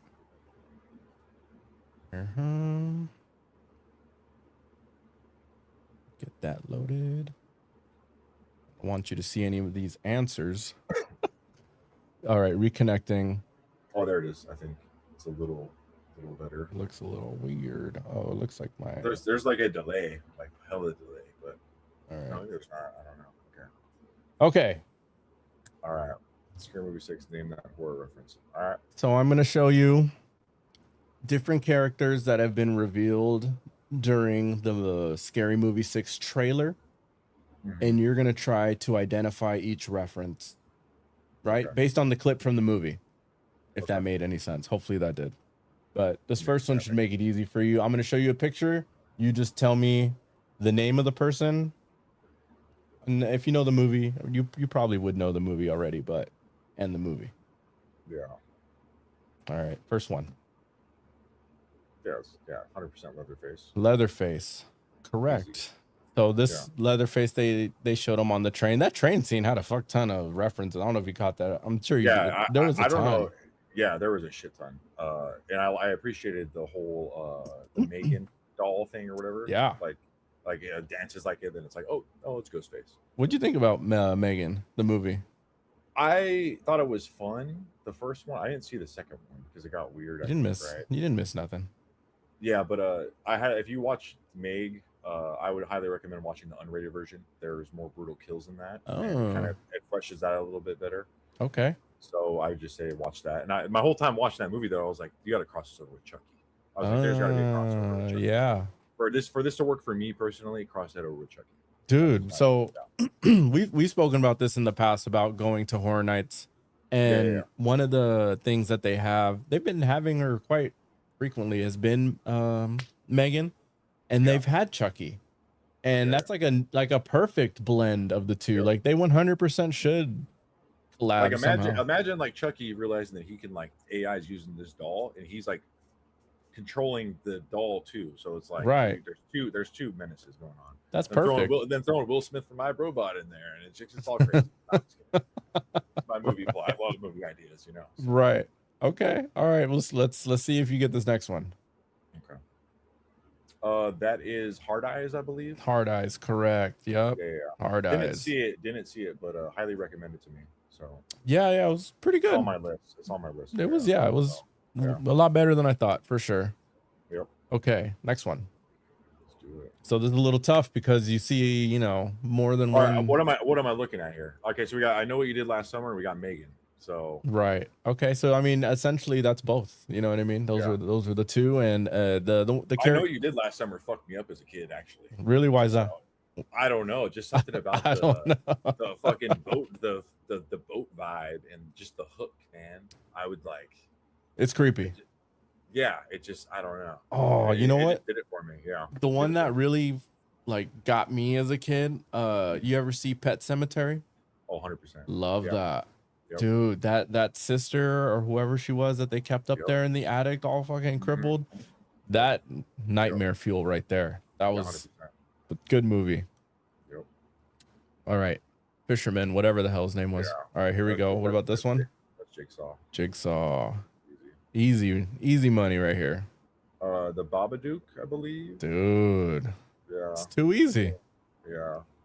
I'm telling you, I lived through this. You I've know. never seen it, but I mean, I've seen the character enough times to know like It's a really good psychological horror. So anything psychological, obviously, I love. So okay. yes, it's a slow burn, but it's good. Highly recommend. 100% highly recommend. Okay. 10 out of 10. It's Mike Myers, you know. Easy. Or Michael Myers. If I say Mike Myers, I always think of, you know. I said Mike Myers. Austin Myers, yeah. I was thinking, yeah. That looks like Chucky, right? It's our boy. Yep. Yeah. It's easy. What about this? Oh, The Prowler, I believe. Okay, what movie? Just so we're on this. Is it My Bloody Valentine? Okay, yeah. Because I don't know if that was like the probably Harry Warden. Yeah, I'm thinking The Prowler is a different movie. Sorry. Okay, but you knew the movie. Yeah. You know, it's the pickaxe, right? Yeah, the pickaxe. That's a fire movie too. I like the remake that they did. Dude, very brutal ass movie. Yeah, that's a good one. Yeah, brutal. Yeah. Did you ever see that movie, The House That Jack Built? You ever watch that? I haven't, but it's on my list. My roommates they said they watched it, they loved it. They thought it was fucking crazy. It's a hard movie to watch, but it's a good one. I heard. Yeah, that's a good one to check out. I'm so backlogged. That looks like a Cinnabite. That's a Cinnabite, right? What movie? Hellraiser 3 or 2. I don't know. It's like Pinhead, maybe. Yep. Yeah, Pinhead. Yeah. Pinhead. Yep. Because it didn't have the little pins. Yeah, that's Megan, obviously. And, yeah, Ghostface, obviously. Easy. Like, that's supposed to be like Wednesday, right? It's supposed to be. Yep. Yeah, or whatever. This one. This is a good one. I was confused. I was confused watching this one. It's a good one. So I don't know if it's. I'm probably gonna get this wrong. Maybe start with what franchise you think she's associated with. I don't know. That's what I'm saying. Like, I don't know. Okay. So I mean, like The Exorcist, maybe. I don't know. It's from a more recent remake. And it's one they've remade many times. So it's. I mean. I feel like every 2 years is a remake of this movie. Really, every 2 years, or another sequel, but I feel like every 2 years there's another movie. She's older now. Oh, is it supposed to be Michael Myers' sister? Is that what it's supposed to be? Yeah, there you go. Yeah, Laurie Strode or Strode or whatever. Yeah, Laurie Strode. But yeah, that one, I was just like, really, even when I was watching the trailer, I didn't catch that. That's what I was trying to figure that out. I was like, why is her hair like that? I was like, I couldn't think of it. Now it makes total sense. Right. Yeah. So that's awesome that they actually did that. Right. So. What this one? Is that supposed to be like Get Out or something? No, not. Or the what, Mama? There you go. Yeah. Okay, Mama. I was thinking that. Ma. Banger or Ma or whatever. That was pretty good, right? Yeah, I thought it was hilarious. That was pretty good. Yeah. It's like, okay, Psycho. Yeah. Right. It's an old Psycho lady. Easy. That's Sinners. Easy, yeah. What'd you think of Sinners? I liked it a lot. Yeah. It's about to win a lot of awards this Oscar season or whatever. Yeah, no, honestly, a cultural balance that they threw in there. You know, it just I loved it all. Yeah, it was dope. Like it was the only movie I went to see in the theaters last year, and I would say honestly the same.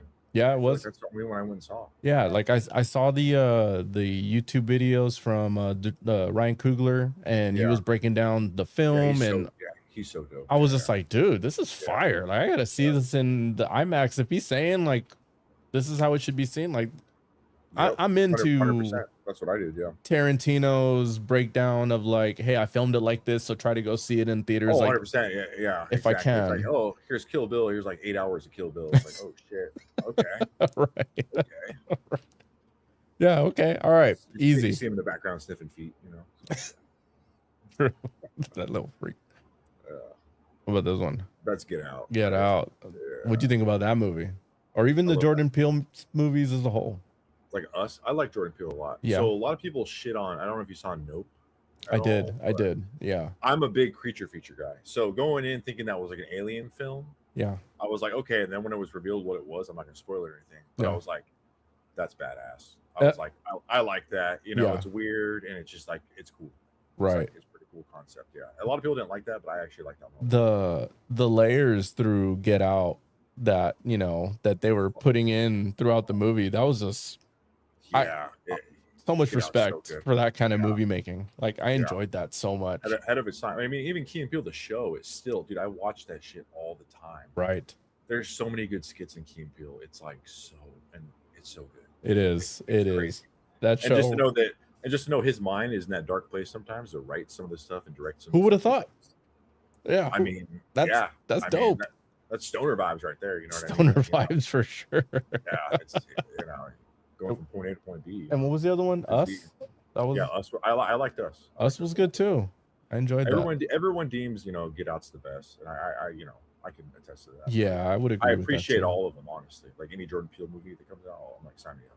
Right, I would agree with that as well. Okay, yeah, that's honestly the Us. That was one of the IPs I really enjoyed at Universal Studios. I enjoyed being able to walk around that sort of, I guess, environment. You know, it was dope. It was dope. Yeah, dude, we gotta go. I'd be down. I'd be down for the amount of, and like, you know, you really like horror like that. Like you would really appreciate walking through like what would feel like an actual scene getting played out in front of you sometimes. Like, yep.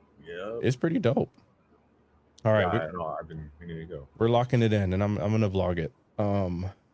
Let's see next. Okay, what that? Is that okay? Is that supposed to be Smile, or is that supposed to be like The Shining? Yeah. Smile. Damn. Yeah. Okay. I don't know this. I didn't even think to look at this chick's name. I'm sure she has a name, but yeah, from Smile. Yeah. Oh, that's actually, I love that movie last year. That was a good movie. Long Legs. I watched that shit like 4 times last year. I fucking love that movie. So if there's a death of comedy, one genre that seems to like be able to continuously, like at least one a year, pump out a really good movie, it's horror. Yeah. For whatever reason, horror it's definitely not hurting right now. I think last year was such a good year for horror, honestly. It was surprisingly good. Yeah, definitely. Yeah. I wish it's only gonna get better, I feel like, this year. So. What's the big movie? Is there what is the best big horror movie for this year? Do you know it off the top? I haven't really looked into it that much. Honestly, I'm excited. There's a new Mummy coming out. That's a different take on the Mummy. Yeah, that comes out next month. But big ones, like I just can't think of the top of my head. Did you watch like Frankenstein or like the new one? You know, Del Toro. Yeah. You watched that? You enjoyed that? Okay. Amazing. Yeah. So my top tier for like horror movie icons would be like the Universal monsters. Like my whole sleeve on this sleeve right here is like Dracula, werewolf. I see. Have like under here, I have like Frankenstein. You kind of see that right there. Yeah, that's a dope one. I have the Bride. You know what I mean? Like, dude, they look good. The creature, everything like that. So, Universal monsters are top tier for me. Bro, how have you not gone to Horror Nights yet? That's like their bread and butter right there. I know. It's crazy. It is a little pricey. Casinos be making blackout days for no reason. So nah, dude.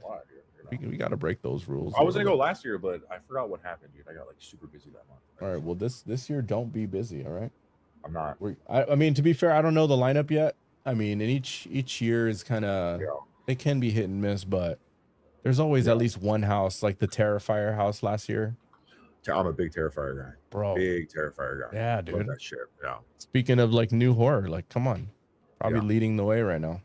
Yeah, he's an icon, man. All right. Speaking of which, okay, so we got easy. That's Art the Clown, easy. You know what I mean? And I think is that it? I think that's it. So I think I only missed one, right? I would say I only missed one. Yeah, and it just took a little bit of memory jogging, just kind of.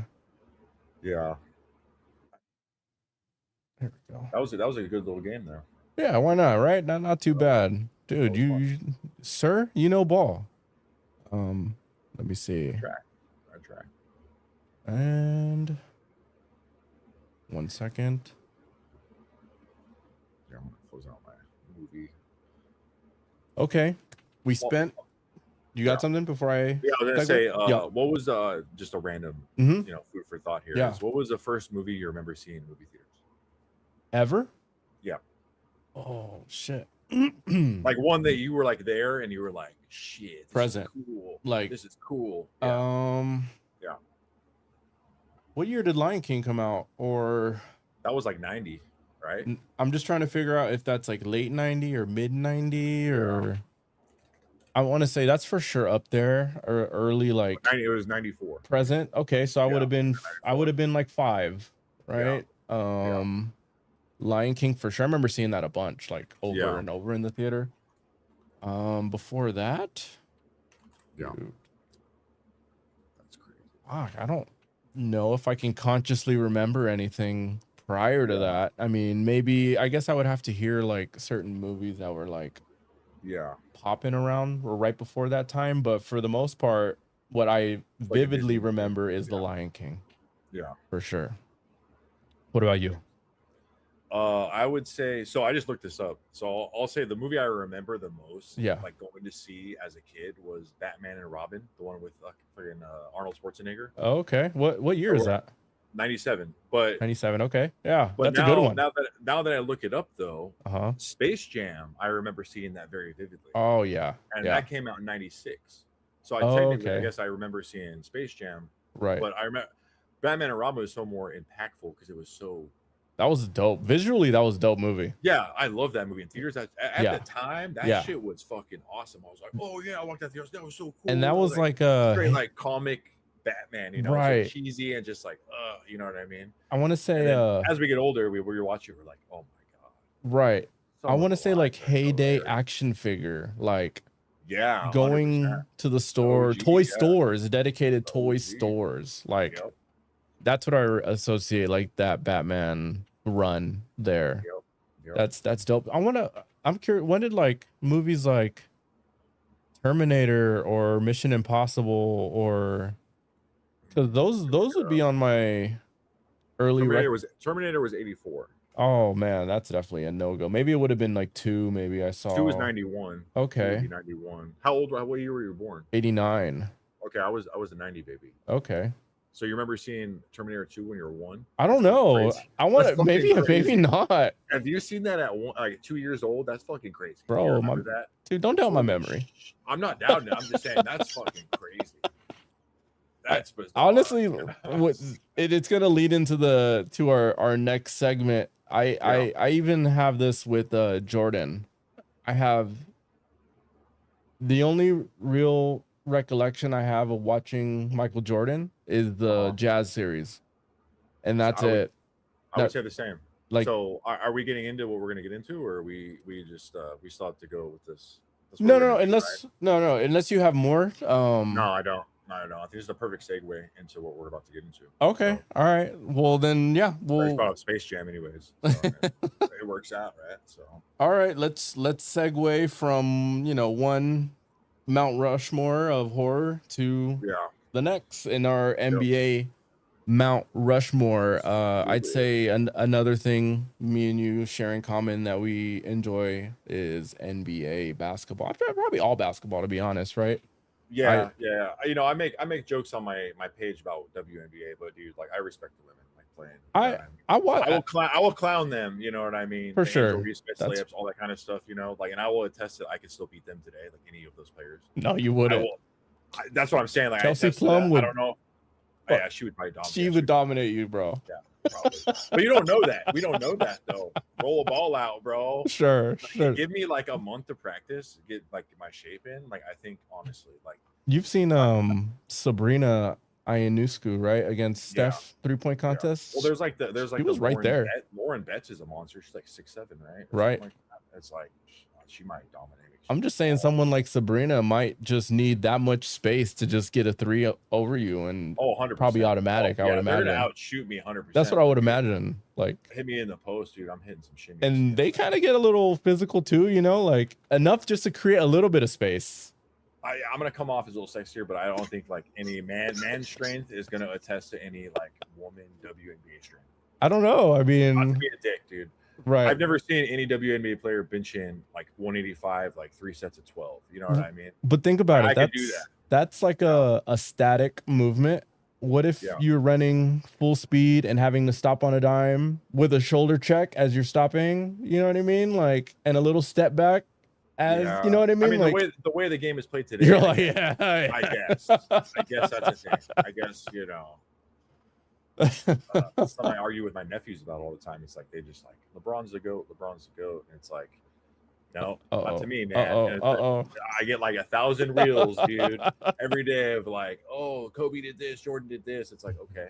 I was like, it's an ongoing argument. Okay, so what is your gripe with LeBron? What is it that's you don't see him as Give me so my heyday with LeBron is a young LeBron. You know what I mean? sure. Up until until he left to Miami, right? Yeah, Because I was a mellow guy through and through when they came into the draft. I agree. I I was was more like, mellow dude, too.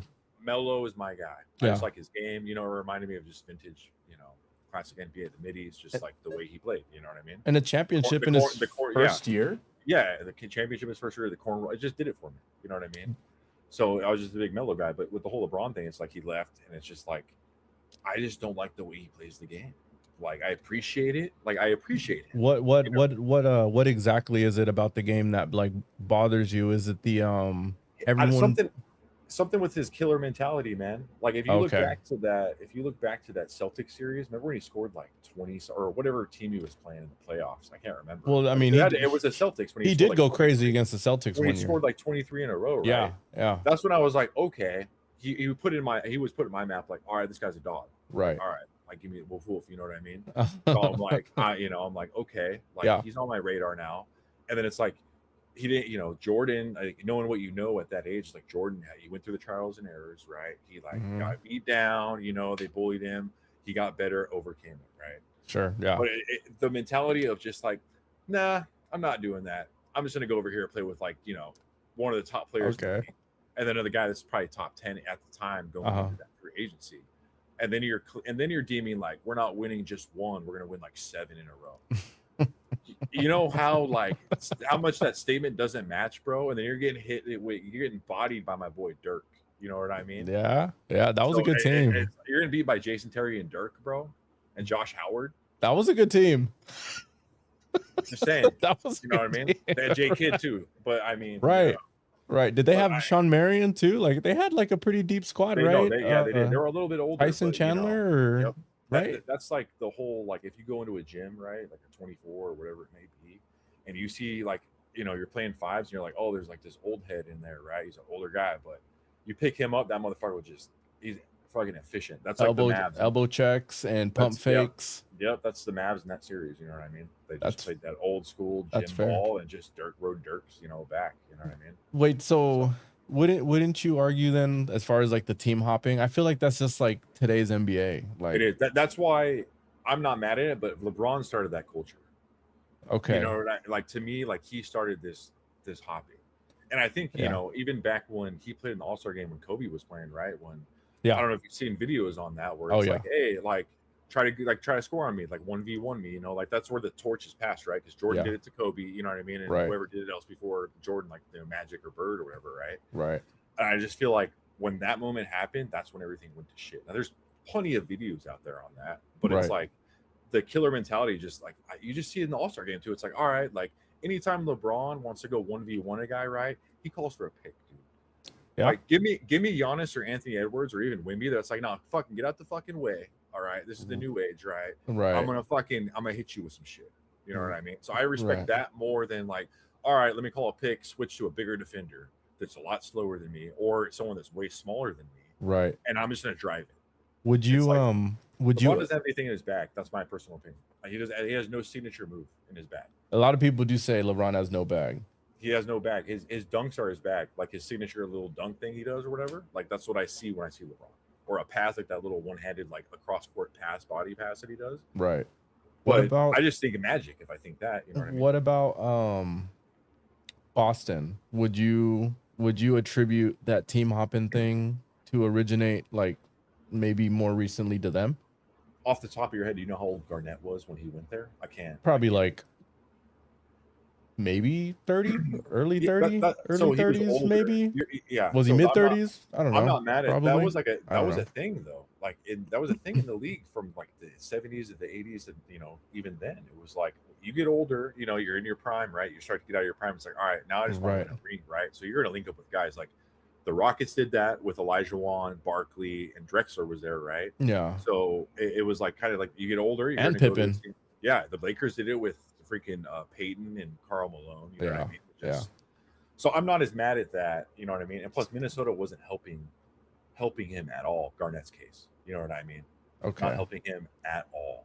Right. And I don't know. I just the whole Ray Allen thing too. It's like you're on a market that's not helping you at all. Right. The Cavs did everything, dude. They brought in talent after talent after talent after talent. For like they brought in Larry Hughes. That was like supposed to be the big two, right? So you have Larry Hughes, LeBron Ilgauskas. You know what I mean? Right. With Like, and he was coming in off the Wizards, right? So it's like he's right. prime, but Larry Hughes didn't live up to that because he didn't get to do what he did because LeBron had to do what he had to do. Right. And that was the Mo Williams, right? Mo Williams Yep. and Delonte. Yep. And then I think Drew Gooden was on that team too, maybe. I don't remember. Oh, probably Drew Gooden. Yeah. Probably. I mean, I wouldn't doubt it. Yeah. I mean, yeah, I see your angle. I feel it too. You know, that I really that mentality is probably my biggest frustration watching him now on the Lakers. Yep. I just know when the game is close and like for example, there's free throws on the line, he's gonna miss. He's not gonna just take over and like carry us to make a comeback. It's kind of like we either all gotta have the momentum and the team has to ride, and he'll just kind of push us that much. Yeah. He's never gonna just be like, everybody hop on. We are gonna make this comeback from this blowout, from this team we shouldn't have been losing to. He's just gonna kind of be like, well, it's just one game. Yeah. And I do hate that. Yeah. Well, my theory is like he's leaving this year. I'm assuming, you know, I just don't see any point in being there anymore. The whole team hates him. JD Redick can't handle him, right? And then it's like, on top of that, he's probably gonna go back to Cleveland, right? It's be his last year, play with James Harden, Donovan Mitchell. So it's like, let me just take it out, taken out or whatever. But here's what I bring up to you is when you think of like, I'm gonna give you just like decades, and I'm gonna be like, oh, name the player that makes you think of that decade, right? So the 70s, who do you think of?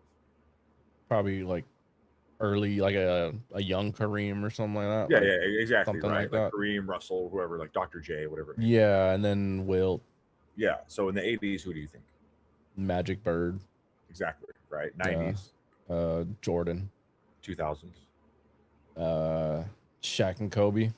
Yeah. Right. Right. And then 2010. 2010s. I guess I would say LeBron. Really? Okay, that's interesting. Okay. Because 2010s is like Miami, right? That's like Miami years. Yeah. They lost to Dallas, and then they went toe to toe with the Thunder. Yeah. A young Thunder team. Who was dominating the West really at that time? I mean the Lakers, right? Because they had Powell and Kobe. So. Right, but I want to say that was like the years that they were retooling or something, right? Like I want to say we just got off the Kobe Powell championships, and then we started experimenting. It was like Julius Randle, D'Lo. Yeah, like really dark times. I would say those are the 2010s. Lonzo, fucking shit like that. So I guess LeBron, and then obviously there was like a lot of fun D-Rose. Yeah.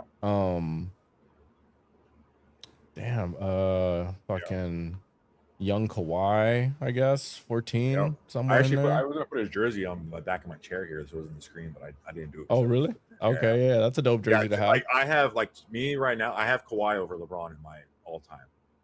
Okay, explain that. Why is that he shut LeBron down? If you look at clips in that series where the Spurs played the Heat. Okay, right? The young. Okay.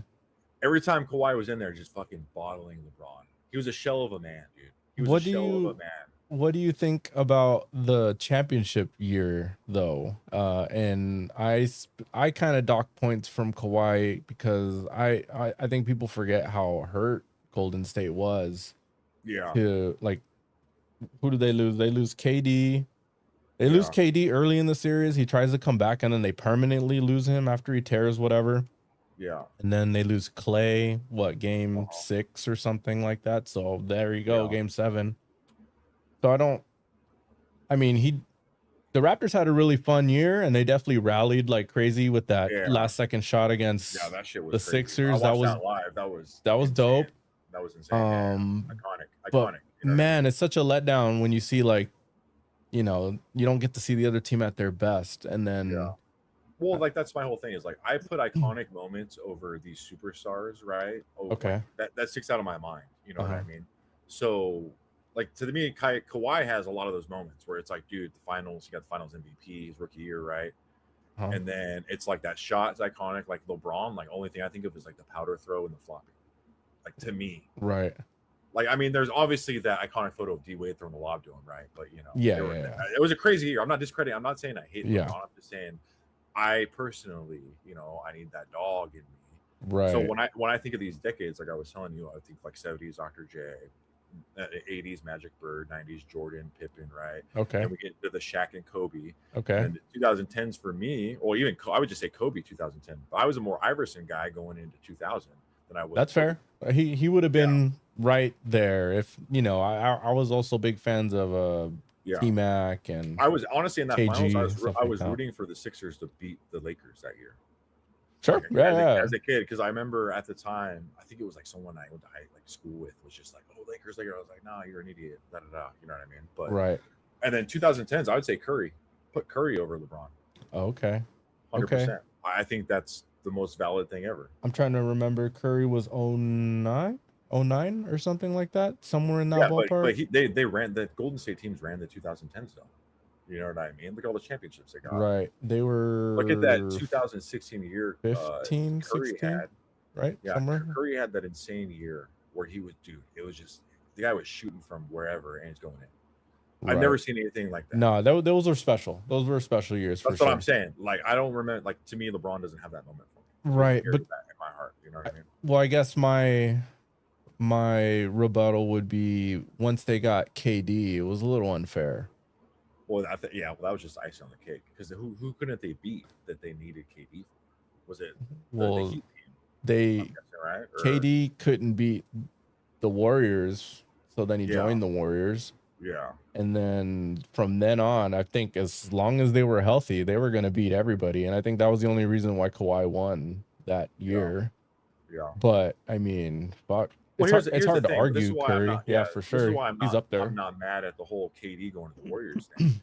At least he didn't like hold a freaking whole press conference, dude, on ESPN, freaking prime time, making a decision about it. You know what I mean? Right. Pretty much just like, you know what? Fucking LeBron did it on TV, went to like, you know, the best thing I can do it, like whatever, you know what I mean? Right. So it's just like, I'm not as mad at that. Like people give him shit for that, but dude, he's a sniper, dude. I love KD even when he was at Texas. So it's like, sure. You know, so do you not? So okay. So I guess you're not gonna dock Curry because he didn't necessarily make that choice for KD to come. People came to play with him. Right. You know what I mean? He was there going through it, dude, on that Warriors team.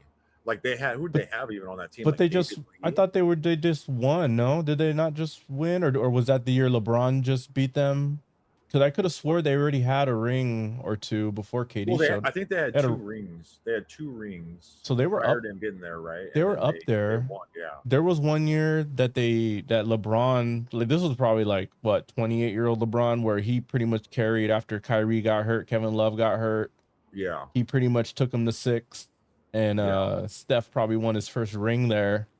And then I want to say, did they go back to back? Yeah, I'm looking right now. Okay. So here's the list. I'll start. We'll just go from 2010 on, right? 2010, 2011 was Mavericks. 2011, 2012 was the Heat. 13 was the Heat. Or 12 was the Heat. 13 was the Spurs.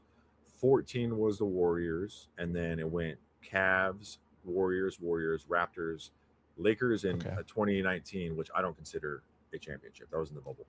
Oh my god, dude! This is where we're gonna. I don't consider that a championship. I cried because when Kobe died, like that championship meant a lot to me, right? Yeah. But that was the Kobe era, right? That new era. Yeah. Dude, they didn't have to deal with anything in that bubble, dude. What do you mean? I feel like they had to deal with more than anybody. No fans. Well, what does fans have to do with any of the gaming? It makes a difference. How? It makes a big difference. You know what I mean? I just feel like the environment makes a big difference. I feel like the difference is now the role players who probably don't perform well under pressure played better, because that was some of the best basketball we ever saw. Well, if you really look at the stats in that bubble year, right? And those playoffs, players are shooting better than they ever shot before. So it was harder. No, it was better. They were shooting higher percentages So because everyone was playing better. That's what I'm saying. yeah, they were playing better because there was no Right. fans and there was no dynamic of like I got to travel, I got to do this, and just change my Right. routine, different environment. You To know what me, I that mean? was the most purest form of just playing ball. People, Yeah. And who was the best player on that Lakers team in that series? Anthony uh, Davis. AD was the best for sure. Yeah, And then LeBron, and then Rondo. yeah, I was gonna say Rondo and Dwight Howard. Honestly, Yeah, Dwight was really clutch for he sure. was so clutch in that Eric, series. Yeah, Caruso, yeah, but yep. yeah. Every time I hear the fans thing, I don't get it personally. I don't. I'm all about the bold claims though, so I'm just doing it for No, you no, know no, that's fine. shits and giggles. But It's good to talk out loud about. I haven't really spoke about it with too many people. yeah. Yeah, like But I remember that when they won that championship that year, I bought the little package shirt thing. You know what I mean? Where you get like the hat, the shirt, the DVD, or wait, whatever. so Like, are you a Laker fan, or are you a more of a player guy, or how would now I'm you more okay. I'm characterize? more of a player guy, Okay, but once I don't know. Ever since the whole LeBron antics have started happening, I kind of backed off watching the Lakers. sure, Honestly, and now I'm more just a player kind of guy. And yeah, I'm still debating, like, dude, let's try to pick a team, because I'm a Browns fan in NFL, and it's like so random. right, But right, it's like NBA, yeah. Like growing up, I would say I was a Kobe guy, yeah, right, Iverson guy, and then like once Kobe got out of the league, it kind of was just like, all right, who's next for me? You know what I mean? right. I So think that's kind of where I just left my allegiance to the Lakers, because yeah, I really got into it because of the Lakers. They were yeah. what in our region. That's who the home team. That's just where they That's the aired the closest home thing we games. have. Yeah. I would see me out. I started like leaning towards the Clippers more once they had a Kawhi.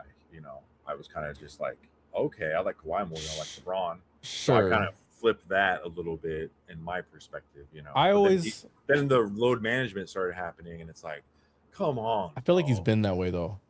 Yeah, The way a he little left bit. San Antonio was a little weird, right? Like Yeah, I feel like San Antonio just kind of last minute dumped him for DeMar, and I feel yeah, like they could have got a better package, but they kind of got shafted.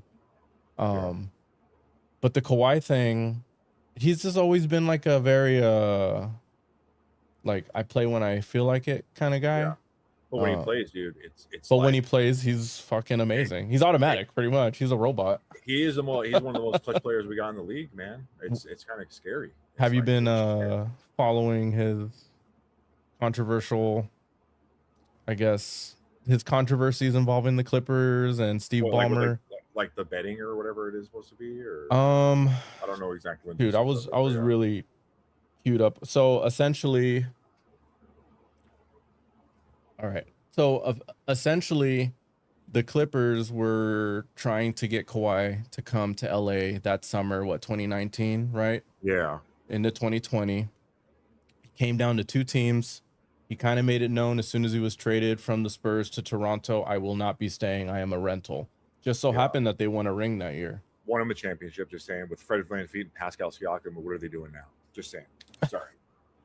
I'm still going to argue if the Warriors weren't hurt, I don't think they would have No, won. I agree with that. No, I Okay. agree with Okay. that. Which was fucked up because like Toronto fans were like boo, like cheering KD when he fucking like his Achilles went down. Yeah, I remember that. I was Yeah. like, dude, like, look, I wanted the Raptors to win at the time, but come on now. Right, Like, right. he's a human being, dude. And at the end of the day, a ring, I mean, it's a ring.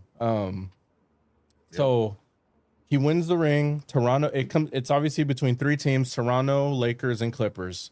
Yeah. All the reports going into it was that the Lakers were like a front runner to get him, and they ended up, that was the summer they ended up getting AD, right? They ended up trading for AD.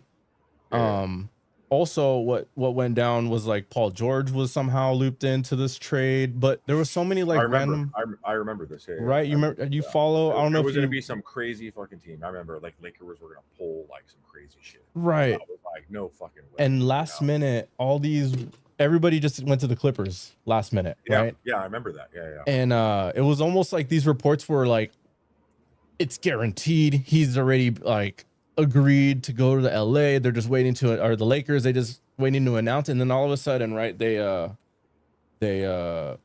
no longer in the running, and he goes to the Clippers. So the investigation begins with Kawhi. During these investigations with these NBA teams, the Lakers and the Clippers specifically, there was only so much money he was going to be able to make because he's not going to be able to get that super max unless it was in Toronto. Yeah. And I want to say like that total that because I think you could only do a 4-year max versus a 5. Toronto can give you the 5. If you want to go to LA, you have to accept the 4. Yeah, the 4-year The max, problem is you'd be leaving 40 something million on the table by not accepting that 5th year. Yeah. So what does Steve Ballmer do? He and the owner of this group called Aspiration, whatever, they decide to do this like this charity nonprofit thing where they plant trees. And Steve Ballmer's like, hey, I'm gonna give this company who plants trees 40 something million dollars in order to do that, right? Yeah. So then Kawhi Leonard eventually gets looped into this business as well. And there's a company that received this donation of 40 something million dollars. And it's called KL2. That's the name of this organization that received this 40 something million dollar. It ended up being like the exact amount of same money that he was missing because he was no longer accepting that 5th year. So let's say, you know what I'm saying? So like he ended up getting that money on the back end through this charity, and in return he was going to go to the Clippers. Part of this contract, he never had to advertise anything with trees. He never had to show up. He never had to do anything in order to receive this money. He just signed something that said he was a part of the business. He just had to put his name with it, and in that contract, as long as he was a Clipper. Yeah. And so people are now looking to Steve Ballmer like, hey, you can't do that. Because if you're gonna figure out other under the table ways to pay players like that aren't legal per the NBA CBA rules or whatever, what is that gonna look like with all these like the Lakers have a brand new ownership group, you know, the Dodgers or whatever. Imagine the amount of money they can now under if so what I'm trying to pick like frame now, if the NBA doesn't penalize Steve Ballmer with heavy whatever the heavy infraction disciplinary action it's gonna be. Yeah. You are going to set the precedent for the rest of the NBA and those billionaires to figure out other creative ways to under the table give these players the money that they're going to be missing out in order to come play with us. So sure, you can accept. This is an exaggerated example. Sure, because I think Joker's coming up on a new contract soon. Hopefully. Exaggeration here. Yeah. You sign a minimum with us, but don't worry, under the table, we'll make sure you get 52 million per year through this charity we have over here on the side. And how fair is that now for the rest of the NBA? So in a nutshell, that's kind of the picture that what's taking place and what's getting ironed out between the Clippers and the NBA and then Kawhi. What people are expecting is that Kawhi, because one of the penalties that can happen is that Kawhi's contract could be like voided, like he can be a free agent. And then they could also penalize the Clippers however many years of draft picks. And then Steve Ballmer like is going to have to be away from the team for a certain amount of years. Yeah. So the rumor is they wanted to wait till the All-Star game to pass because it happened in the Clippers arena. Yeah. This past couple weeks ago, whatever, Valentine's. But that announcement should be coming really soon. Yeah. So we'll see what they're going to rule on that. But that's the... So to piggyback on that, like if we just start at the base of like the Clippers, right, when they were here in San Diego with us, right? Yeah. I just think now the Clippers have this curse, like leaving something in San Diego, bro. We got this fucking curse, man, where it's like teams just shit the bed. We have the best team, you know. I'm not even a Charger fan, but dude, that one team that we had that were like 09 or like 2011 or the one that was like on the cusp of beating the Colts or whatever. Yeah, no, it was the Patriots, man. Oh, the Patriots, my fault. And then Tomlinson was hurt, and Phillip Rivers had like ACL tear or whatever it may be. Yeah. Like, dude, just the things that have happened to us, like unlucky, sports wise, right? Yeah. But the Clippers have to be cursed though, because the owner before Ballmer, right? I forgot who it was, but he was the dude that was like saying shit. The racist guy. The racist shit. Yeah. So it's like something in that organization is just really fucked. You know? Right. Right. So, you know, I mean, that's just bizarre though. Like, so I don't know what to, you know. Is it so? Okay. So to kind of bring it back, is Kawhi Leonard someone who would be in your personal Mount Rushmore of NBA players that You've seen, is that the kind of Mount Are Rushmore? we doing current? Yeah, if we do current, I was gonna do current, but I didn't know if you want to do No, current. no, I thought that's how it was originally. I read it. Well, I did I was gonna both throw. just in Yeah, case. I was gonna tell you I'm gonna throw a loophole in because I have a couple round one short. So All I was right, gonna say give it all. to I was me. gonna say all time and then my personal, but I can do current as well Let's after this. do all time and then personal. All right, so all time I got Jordan, Magic, Bird, Russell, Okay. and like the Russell one I only throw in there because all the championships. Magic, Bird, and Russell. Okay, but so break why Jordan, I would Magic, Bird, Russell. I would Yeah. say Bird is someone that probably wouldn't be in most people's. He was for Why do me. you think? Yeah, he's a killer, dude. I mean, just look what he fucking did, dude. I mean, Yeah. those teams were obviously loaded, right? But to do the shit talking he did and had that dog in him, and just the way he carried himself, and like just how he was so good at shooting, everything. He was so well rounded. Right. You know what I mean? I just appreciate that as a white man, I guess, right? Like it's like, oh, we got this guy, dude. Fuck Yeah. yeah, you know what I Right. mean? It's like, oh shit, you know. Sure. Yeah. So it's just like I don't know, man. Just watching all the stories and hearing all the stories about Bird and stuff like that, it's crazy to like see it all, and just like watching clips and highlights. You're like, oh, he did back it up. His story is dope. His story is dope. Is amazing. Yeah, I think that's why I just resonate with all him. that hick from French Lick stuff. That's it's a dope legend. Yeah. For sure. Okay, and then Russell rounds out the fourth spot over here. So Russell, like, you know, I could throw in Shaq, Kareem, Wilt, or whatever. Like any of those will interchange, but I just put Russell in there because all the championships. And one year he was coaching and playing, wasn't he? I believe, to win the Probably. They did that back then. I it was wouldn't doubt it. Yeah. Shit. Yeah, it's some crazy shit. So I'm just basing Russell off the championships. Okay. You know That's fair. 11. Just to throw him in there as a loophole, you know, and Magic, obviously, just the way he played and just what he did, all the iconic moments he has. And then Jordan, obviously, you know, right, the GOAT. Number one. GOAT. Yeah. So, I mean, the face of everything, you know, culture, everything. So, right. Okay. I like my Jordans today, you know what I mean? Okay. So, do you have your all-time list? I have an all-time list. Okay. It's similar to yours, a couple different. Yeah, I'd say a couple differences. Jordan, LeBron. Okay. Kareem. I knew that LeBron was coming. And Magic. Yeah. And I'd say, mind you, I'm a Jordan guy as well. As far as who's the greatest of all time. But I gotta give it to LeBron when it comes to like the longevity and the stats, and just like a 20 plus year period of averaging the numbers that he's been averaging. It's pretty like unheard of. Like even this year, he's having a bad year. Yeah, he's still averaging like almost triple double. Yeah, he's having a really good year, you know. Like it's I agree. It's for the most part inefficient, and he missed a big portion of the beginning of the season. But like, damn, dude, like now that he's got his legs back, like he's pretty much there. Like you could tell he's down. Well, you saw that dunk he tried and he did a layup and it just airballed it. You'll get some of that. Yeah. So crazy stat about who, you know, has the most air balls in NBA history is LeBron James in free throws. He has the most airballed free throws in NBA history. Right. Which is that sticks out. I don't know, just these little stats that he has. So with the LeBron thing is he is the most consistent player of all time, hands down the most consistent player. Right. Consistently like good. Yeah, consistently good. Okay. You know, the best player on his team, right? You know what I mean? Averaging whatever. But I think all said and done, I think Jokic will hold that, you know, category when he retires, because Jokic is like just goes out there.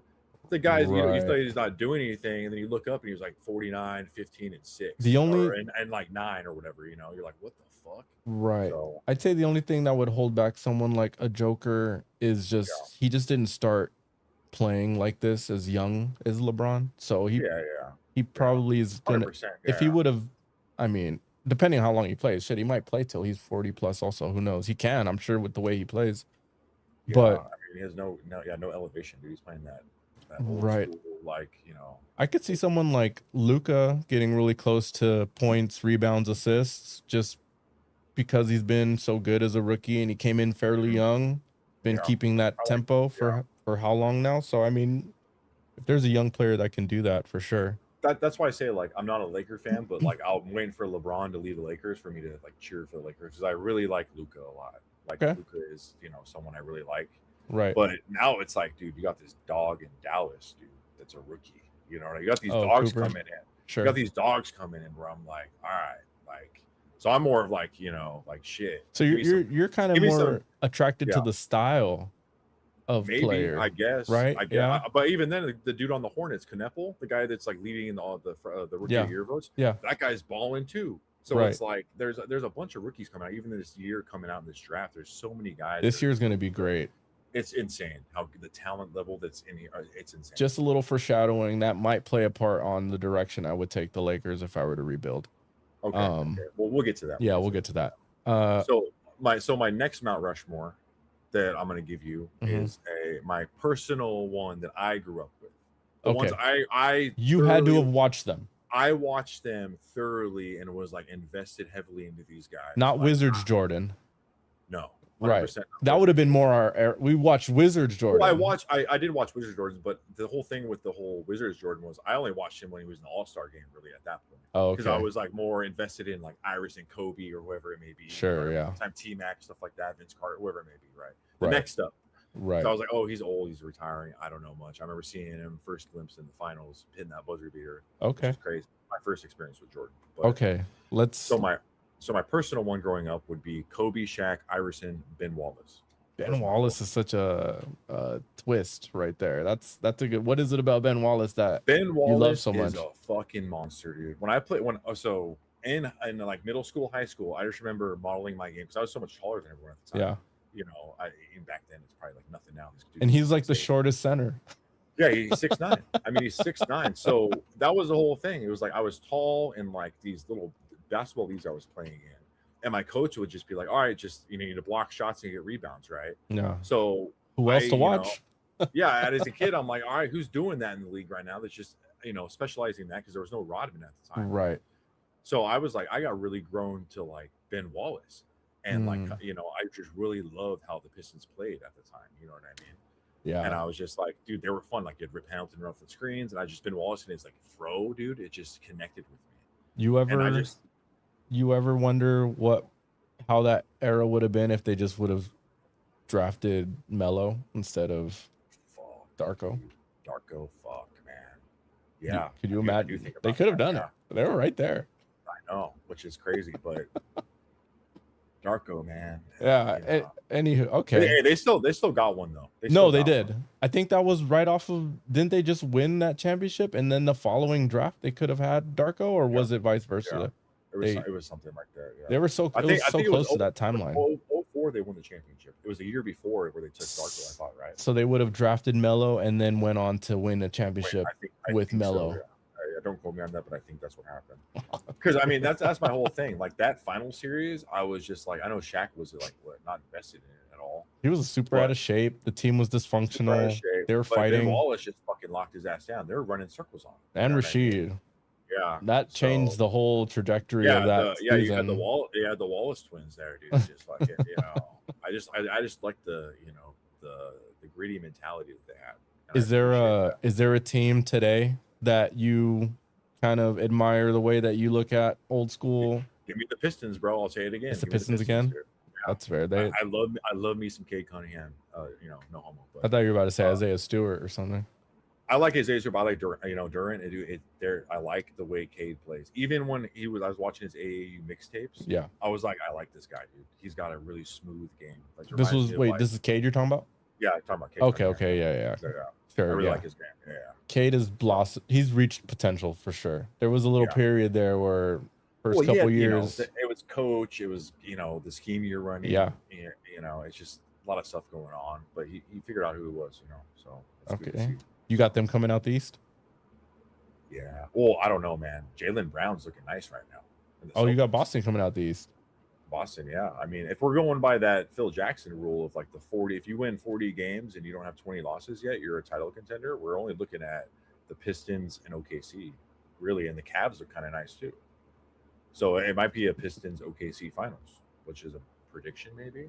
Sure. Hey, I don't know. That's fair. I don't know.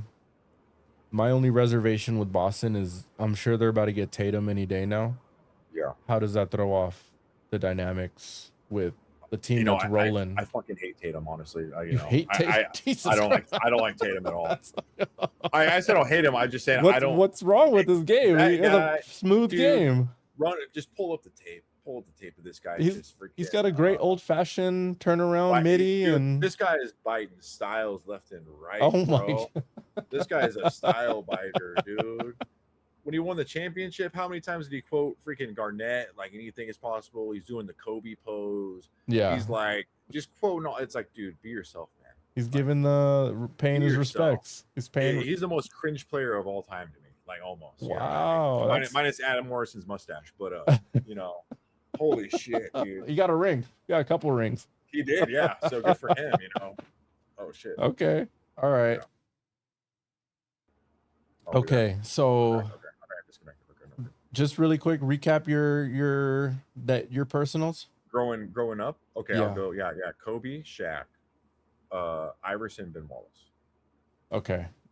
I'm gonna keep Kobe, Shaq. I'm gonna put T-Mac in there. I was gonna say I almost took Shaq out and put T-Mac. Yeah, T-Mac was up there. He was always like, if I wasn't a Laker fan, I'm a big T-Mac guy. T-Mac was he was a monster, man. Went to Houston, right?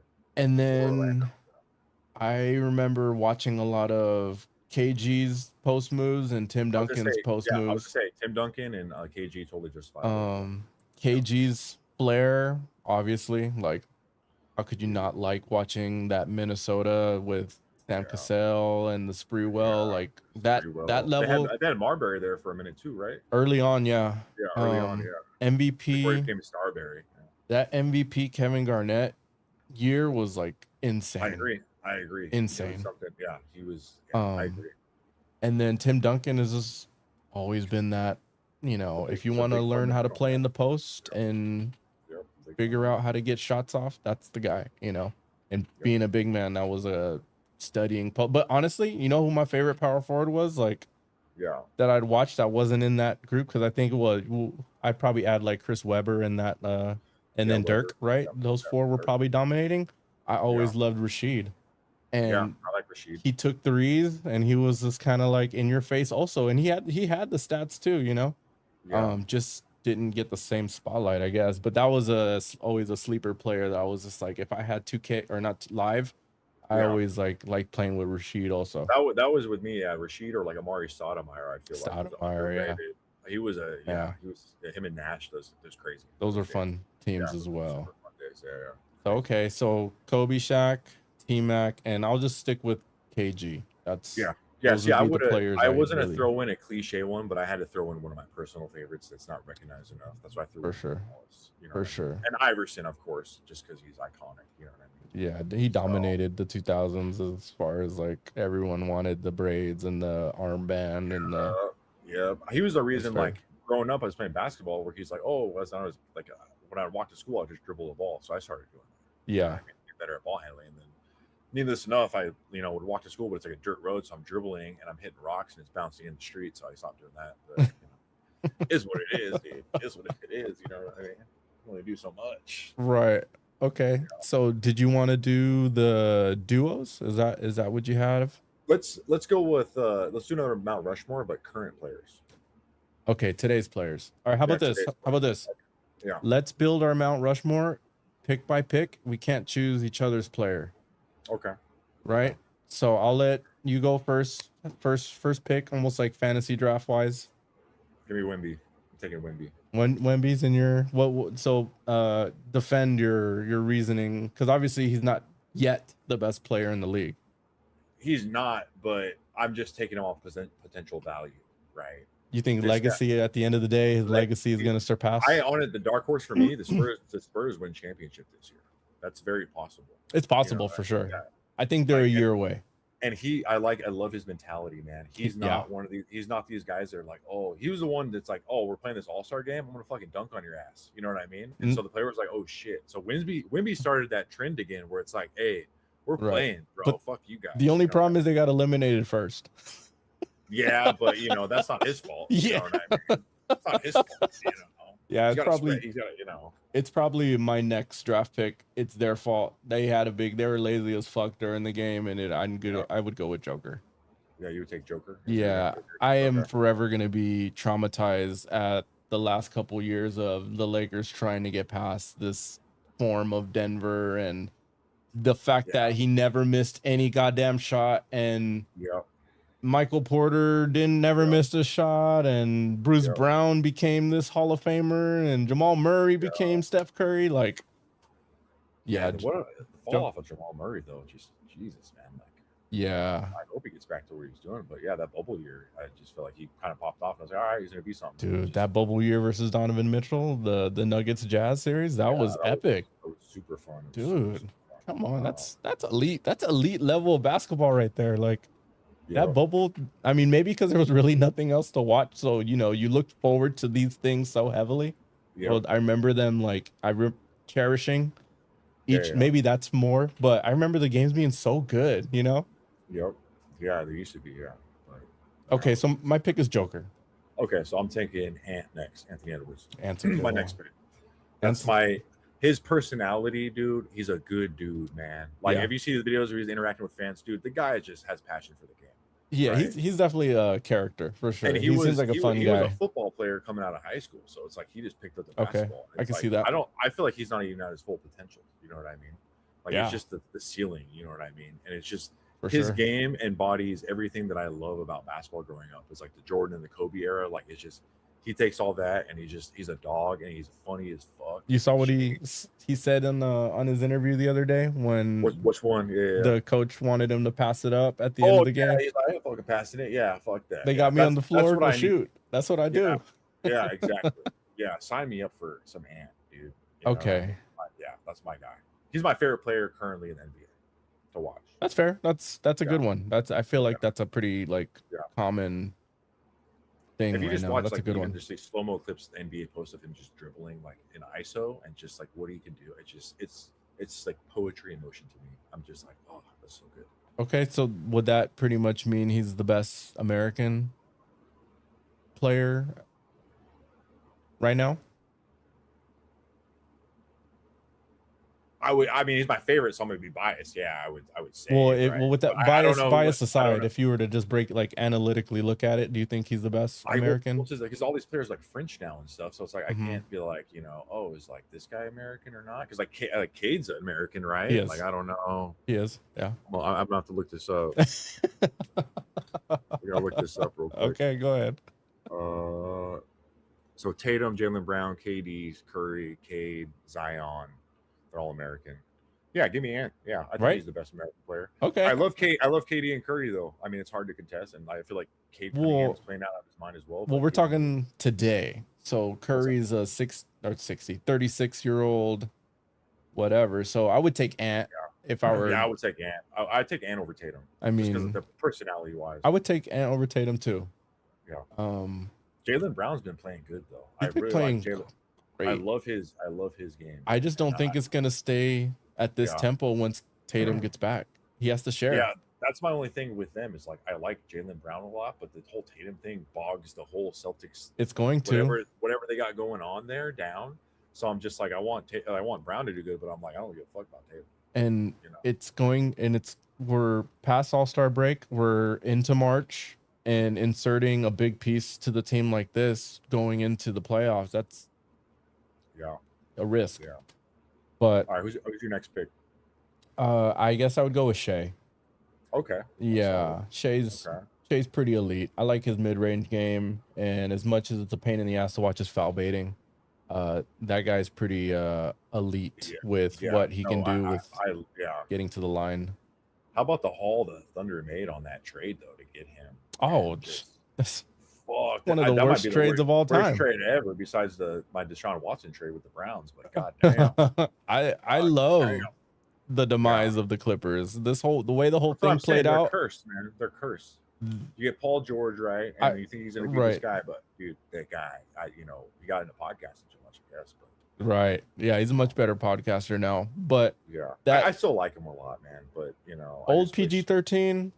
On the Pacers, dunking on Chris Anderson. Even the Thunder. Even the Thunder. He had a crazy bag around that time. Like he was fun. Like the amount of young players, like these rookies, sophomores, and up and coming.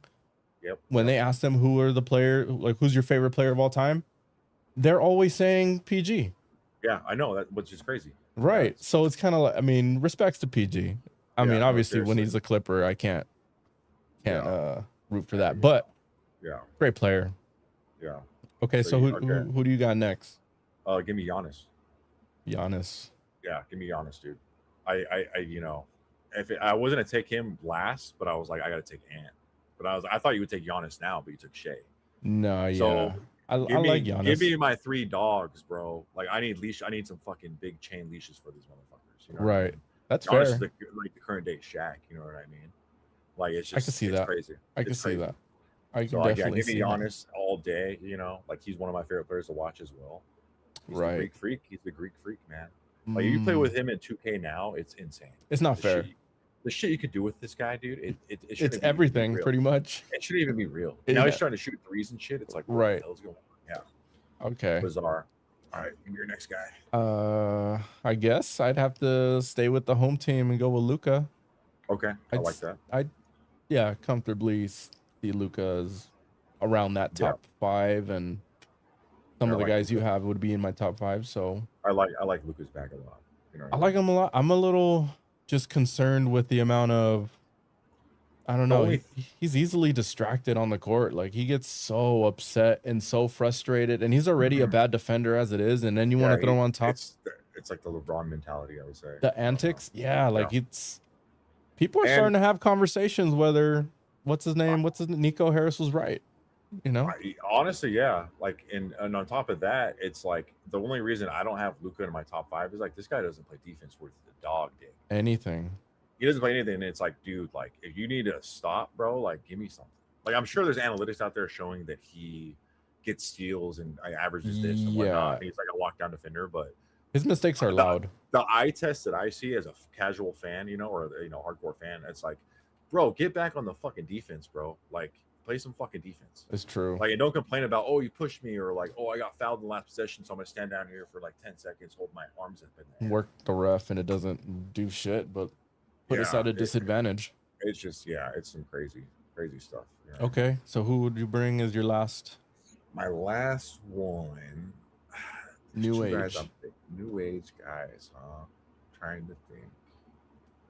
So I have right now. I have Wimby and Giannis, right? So I need one more. So I'm making 4. Give me yeah, give me, you know what? Give me Jalen Brunson. I like Jalen Brunson. Okay. Yeah, Brunson's fun. I was gonna go Cade, but give me Jade. I thought you were gonna go with Brunson. Brown. I thought you would go Jalen Brown. No, give me Brunson. I just Okay. appreciate his game a lot. I don't know, for some reason it just He has a fun game. for a small For guy, sure. like, dude, yeah. Well, he's not small. He's, I think he's my height, like 6'3", 6'4", something NBA like that, small. yeah, NBA small, right? But dude, yeah, I appreciate his game a lot. He's fun to watch, and he carried that. He's carrying that Knicks team. You know what I mean? So, Right. I think I would go with Cade at this last spot. yeah. I agree with that. And mind you, I still think next year he's going to be even better. I think that's kind of what he'll be. Yeah. But what he's doing with Detroit and how well-rounded his game is, he's an American player that will defend. He can shoot. He can pretty much do everything. Rebound, set people up. I think he's like is he tonight, leading in assists? Do you think? Yeah, he did. Like, dude, I have him on my fantasy team. It's like tonight, I like look down. It's like, oh yes, he reached 12 assists already. I'm like, Right. oh, shit. Yeah. Like, if he's not leading, he's up there for sure with assists. His game is just so, it's like Penny Hardaway, man. It's like drives in, kicks it out, and it's just the way they run the offense is just really fun. Yeah. So I think that would be a comfortable 4th person of my current. Like, this is the most excited I've been about NBA in the past, like, probably like 10 years, to be honest. The way the direction of the league is going. Yeah. Like, I feel like the last 10 years I've been like, I'm like, whatever. Like, the LeBron years bore me, like, yawn. Kobe's on the league no more, you know. Right. But now I'm just like, dude, like, I'm really like, I appreciated Curry watching him play that 1 year. That's when I kind of like started paying attention more. But now it's like, dude, like, these guys just, they're fun to watch. I can agree. As a fan, it's like, holy shit, you know. So. Okay, that's fair. Okay, did you want to do the duos, or are you trying to fix the Lakers? What would you rather tackle on next? Whatever you want. We can do both, dude. I don't really care. I mean, you know. Okay, I'd say let's quickly give our the best, I guess, our opinion of the best duo. Yeah, we'll just do like a top three. We'll Sure. keep it simple. That's why it's not that long. Yeah. All right. So I'll have you go with your first, and I'll do my first. We'll Okay. just piggyback off each other. Keep it easy. Most dominant, Shaq and Kobe. Okay. Okay. Yeah, I think Batman and Superman, right? I feel like it'd be hard to create a combo that would be able to beat them. I mean, Yeah. I have one in mind that can have a chance, but we'll see if you pick them. Yeah. You want me to just name off three, or you want to back and forth it? Yeah, no, you know what? Yeah, let's back and forth it because I don't know your next one. Yeah, go ahead. I'm curious to see. So I'm going Jordan and Pippen probably. Okay. Number one, right? Yeah. So that's just to set context, are you considering more so the collection of their accomplishments, or would you say like in a 2v2? Who? I'm saying their whole career together. Dude. Okay, accomplishments. Okay. Yeah, I mean, look at the Dream Team. What they did to those teams. Like people talk shit that those guys can't play, or whatever. Like, oh, there's a bunch of bums. But dude, Jordan and like Pippen had vendettas with guys talking shit, and it's like, look what they bodied them. They bodied them, dude. You know what I mean? Right. It's like. That's so my whole argument is like if with your Shaq and Kobe, if they were playing twos, right? Yeah. My whole thing is you could double Shaq in the post, and at that time when Shaq or Kobe was playing with the Shaq, I don't think Kobe's hitting a lot of those shots. So it's like you could double Shaq in the post. I mean, I'm not discrediting because I'm a Kobe guy. All right.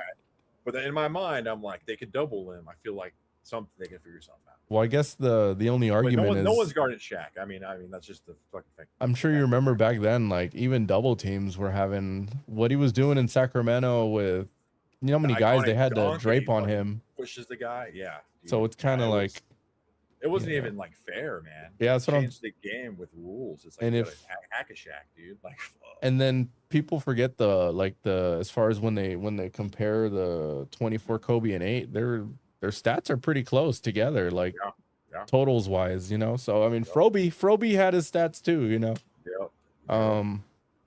I would pick Magic Kareem next. Oh, so far an all Laker. Would that be the duo you contest with Shaq and Kobe? No, it wouldn't. If it was a 2v2, no. Was it Jordan Pippen? Okay, we'll get it at the end. Yeah, if you don't pick them next. Now I'm curious. Yeah, if they're not your next, they'll be my last. Okay. Yeah. Well, I might have the same thing because now I have one that I'm thinking of, but I don't want to like. No, do it. I'm gonna go Shaq and Kobe as my number 2 for sure. Okay, they'd be your number 2. Okay, they'd be my number 2 hands down. Okay, and then let me do my 3 because I don't know what you're gonna say, but I'm gonna do my 3 before you do your 3. Go ahead. So I'm gonna go T-Mac, Yao Ming. Okay, yeah, that's fair. Just a random one. That's a good one though. There's other ones out there that I could throw in like some shit, but yeah. I'd say Yao and T-Mac are about as capable as the duo that I think would give Shaq and Kobe a run. Yeah, because I remember like Shaq would always say like Yao Ming would piss him off because he's so tall. Right. He couldn't block his shot or do anything, Yeah, and he was strong too. He was a big guy. Yeah, dude. Yeah, like 7'6", man. Okay. My third, and who I would think, accomplishment wise, yeah, I wouldn't say they have a whole lot as a duo, but as a career, in their career, they have a lot. But I think if you put Curry and KD against Shaq and Kobe, I think you have a really strong chance to beat them, Yeah, no, I KD's 7 foot. I mean, I made a big ass list of duos, dude. So he's at least 7 foot, and the amount of threes they're gonna make. I mean, you're gonna have to rely on Kobe making all those threes by himself because Shaq's not doing it. Yeah, Shaq's not making those at all. So I mean, whether their accomplishments as a duo disqualifies them or not, it only was like what 3 years or something like that. Yeah. But they were a pretty strong duo, and pretty much no one was gonna beat them as long as they were healthy. Do you think Pierce and Garnett could attest to the Shaq and Kobe thing? They have a chance. I would think, in age-wise, the Yao and T-Mac would have a better chance than Pierce. And So I have a huge list. I'm gonna want to randomly name off right now because I made a big list going into this. Right. Yeah. So I kind of went like by eras a little bit. But, okay. So I'm just gonna name off a couple duos that like over time that I'm like, all right, this kind of stands out to me, right? Yeah. Kareem, Oscar Robinson. Awesome. Wilt, Jerry West, right? Wilt Chamberlain, Jerry West, Jordan Pippen, Bill Russell, Bob Cousy. Okay. Bird and McHale, and then obviously Magic, Kareem, Stockton Malone, actually. That's a fire one. And then I was like Kobe and Shaq and everyone Shaq played with pretty much, because whoever was the second, it was like Shaq was. I got one that we got to add. Yeah, I don't go. Oh, I'm gonna keep going right now. Okay, go. Baby Weber, right? Baby. Bibby. I thought you said baby. I said no, Bibby. Baby Weber. No. That's a good one. That's a good one. Baby Weber, right? And then you have David Robinson, Tim Duncan. Fair, yeah. Yeah, you know what I mean? The Twin Towers. And then even Duncan, Tony Parker, I feel like was pretty good. Okay. LeBron and Wade, pretty nasty. Okay. You know what I mean? And then Dirk and Nash when they were together. Fun. And then I was like Nash, anyone he played with on the Suns, pretty much. Yeah. Insert name. Westbrook, KD, and then I would say Steph or Clay or Steph and KD. Okay, I have to add this one then. Yeah, say it. Maybe you said I didn't catch it. Peyton and Kemp. Oh yeah, I said. Oh, I skipped that one actually. Oh, but you had it. I have it on my list. It's on my list. Okay, I didn't hear it, but that was one that I remember back in the day being like those two together. They were fun, yeah. What was that? NBA Jam? Yep, NBA Jam. That was a good one to pick back in the day for sure. Yeah, so many good duos over. Okay. All right, your GM. Yep. Upcoming year for the Lakers 2027. You're gonna take over the team as of this All-Star. So from here on out, going into the summer, and then till the end of the. I say let's just do the trade deadline. Next year's trade deadline. What would you do in order to rebuild, retool, bring the Lakers back? Bring the Lakers the back. championship All form. right, so I have the contracts pulled up here on this website, right? Nice. It's a Sport Track. That's a good one. Yeah. So I have this pulled up right here. So we're looking at the contracts, right? So we have Luka locked in, right? He's going to be there. He's obviously the face of the franchise. He's not going anywhere. He's not going anywhere, right? LeBron, he declined his player option. Right? He did. So he's going to be free. He's gone. So I'm letting LeBron walk. Bye, LeBron. You wouldn't try to. If I could have traded you because your contract fucking sucks and you're an asshole for taking all that money this year, I would have traded your ass at the deadline. Damn. You know what I mean? That's just me. I'm sorry, your time has passed. So how much does that free up the Lakers? So, how much money is leaving with LeBron out? Well, that's like what, 52 million, right? 52 million now. Yeah, something right there, right? You're opened up. So now you have Reeves who he declined his player option. He did, right? Because they offered him 4 years at 89 mil, right? Yeah, it's not enough. Yeah, it's not enough, right? Yeah. I'm gonna try to sign him long term. But if he denies it, it is what it is, right? So you would have to outbid everybody. Yeah, pretty much. Wait, let me ask you this: Is he a max player? No, he's not. I'm not paying max money for him. Okay. Like, no offense. Like if somebody will. Do that, yeah. Well. Let me. Do you think somebody will? People are dumb these days, man. These GMs be paying some stupid shit. Have you seen all these players getting max contracts? And I'm like, this guy's not a max guy, dude. Like Fred VanVleet, prime example. Dude, he left the Raptors, right? Yeah. Did he get a max? I don't know if he got a max deal, but he got paid. He got pretty close to it. He's consistent. I like Fred. No discredit to VanVleet, but like, yeah, come on, like NBA started making teams when they have like. They're not letting NBA teams just save money anymore. They have to spend it. So what they're doing is like they'll give Fred VanVleet a 1 year 42 mil. Yeah. Just so that they keep a player they like. Give me old Drew Holiday over VanVleet all day, man. That's fair. I'll pay, however much for Drew Holiday over VanVleet. No offense, but that's 36 something or 30 something million per year. Yeah, consistent. Drew Holiday's making. Yeah, consistent, man. Okay, so we're pretty much wiping the roster pretty much. So Reeves as well then. No, well, if I try to offer Reeves, he say he denies, right? We're either gonna see who bids for him and see what the price is, and maybe we'll outbid them. But you wouldn't match if it's a max though. No, I'm not. Okay, okay, that's fair. No offense. And I'm doing and prior to going into this, I'm looking at the roster, right? So it's like the longest contracts we have, like, so LeBron's gonna walk, so obviously his little semen demon is going with him.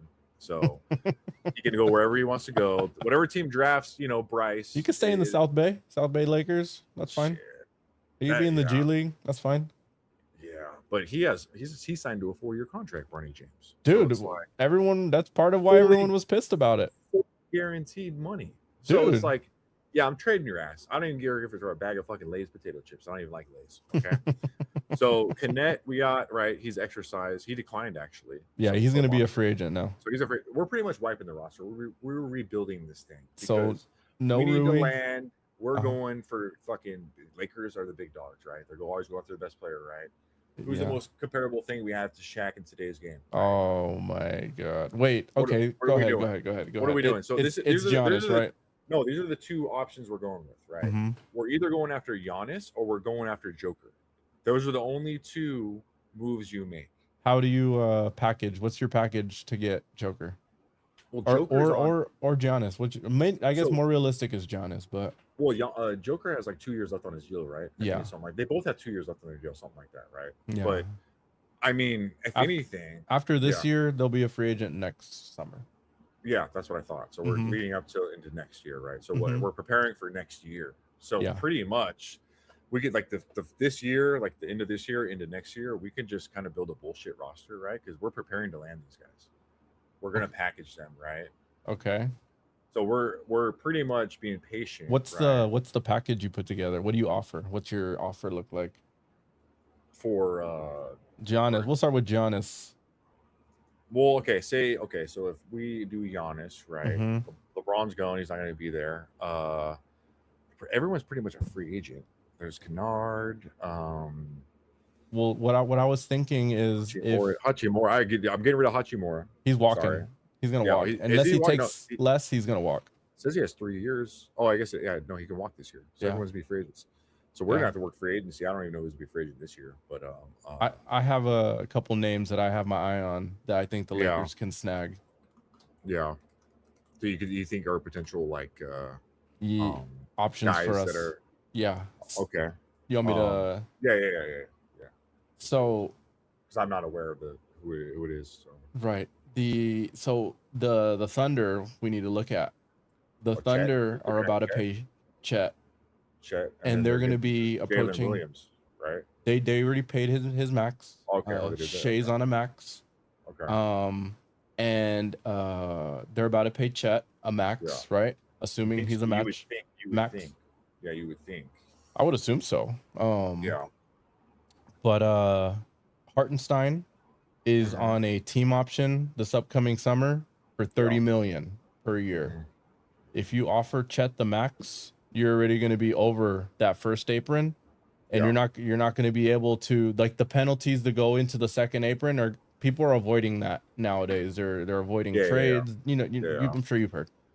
So Hartenstein is totally in play for his contract to be denied 30 million this summer from the Thunder, as well as Lou Dort. So Lou Dort isn't going to be making 30 million. I think he could be in play for like that 17 to 20 million, somewhere in that option to be a team option. But like I said, if they're going to be paying Chet along with some of the other fringe guys they already have on the roster, making a couple extra millions, like Kason Wallace, stuff like that. Yeah. They just keep finding guys, dude. I don't see how they can, and they may have a high draft pick this year thanks to the Clippers. They might end up with AJ. Dude, so it's like fuck, you know. Like I can see a world where they Thunder run the league the next 10 years. Yeah, definitely. Like, I can see a world where they let Lou Dort walk. They let Hartenstein walk.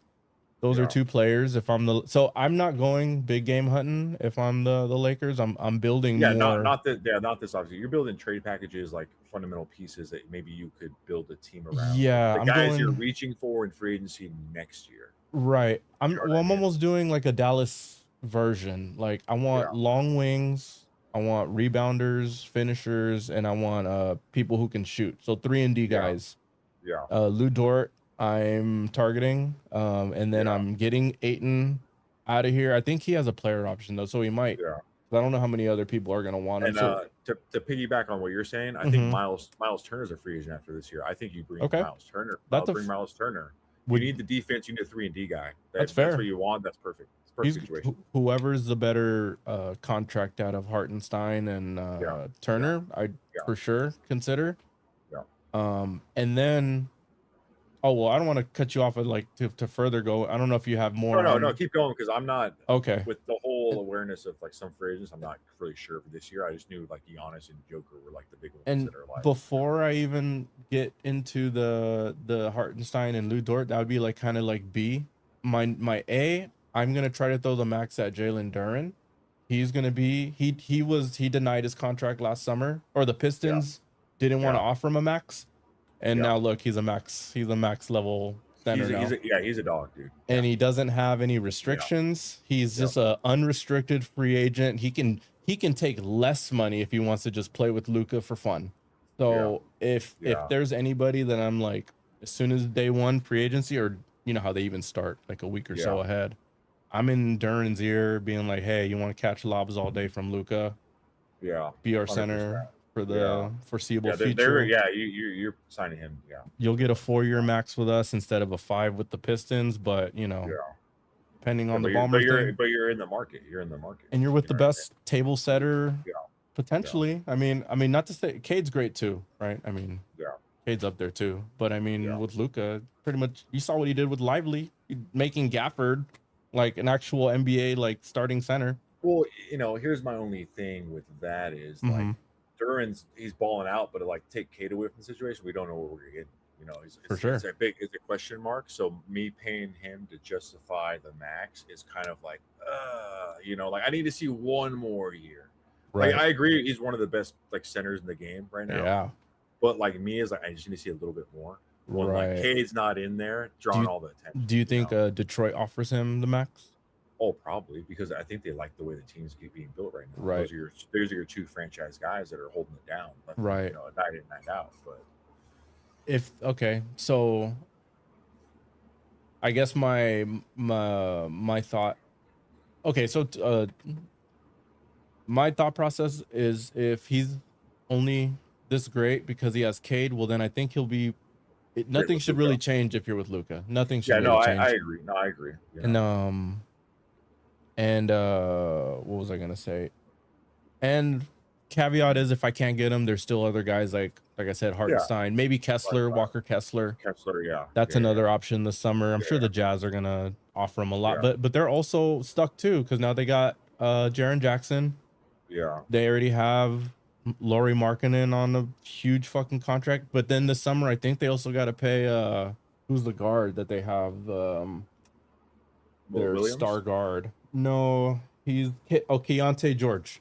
Oh yeah, Kente George. Yeah, He's he's gonna get balling. a big He's contract nice. too, right? Yeah, he's nice. Yeah, He was a fringe all-star this year. yeah, yeah. Um, He was nice. they're not gonna let him walk. So Yeah. I think Kessler's on the table too. So you target Duran. You try to Hmm. get Kessler, and then you land on Hartenstein if you need to. Yeah. But so those are on the board ideally. Lou Dort, ideally, and then Yeah. the rest of this season, I'm trying to lose as many games as possible so You're that I tanking. can get Okay. in position to get in this lottery. Yeah. And we What need this year or this year. I want to be in the lottery this year because I heard Yeah. the following year's draft is pretty bad.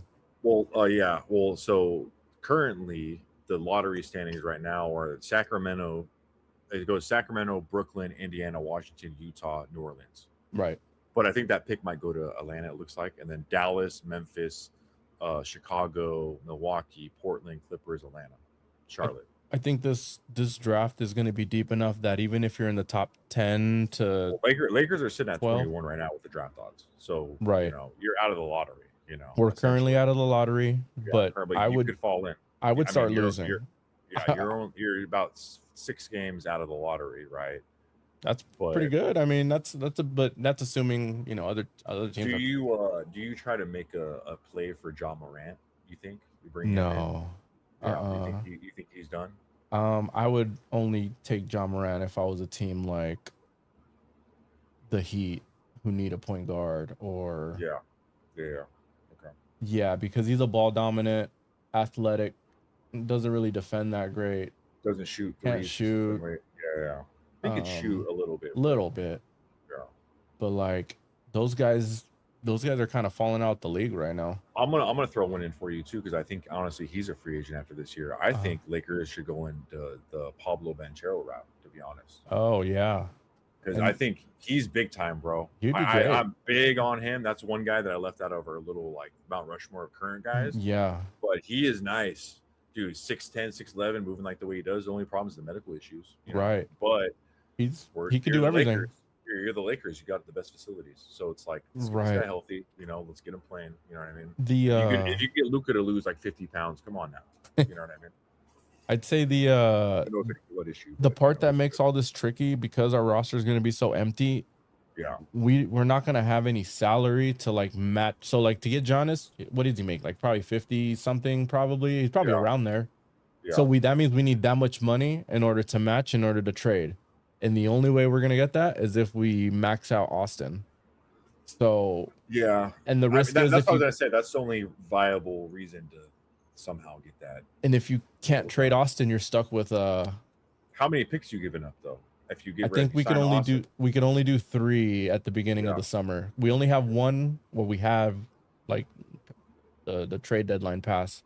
We were only able to work with 1, but as soon as the next year like starts, we'll have 3 to play with. But the problem is like you got teams like the Spurs that can offer like 5 or 6.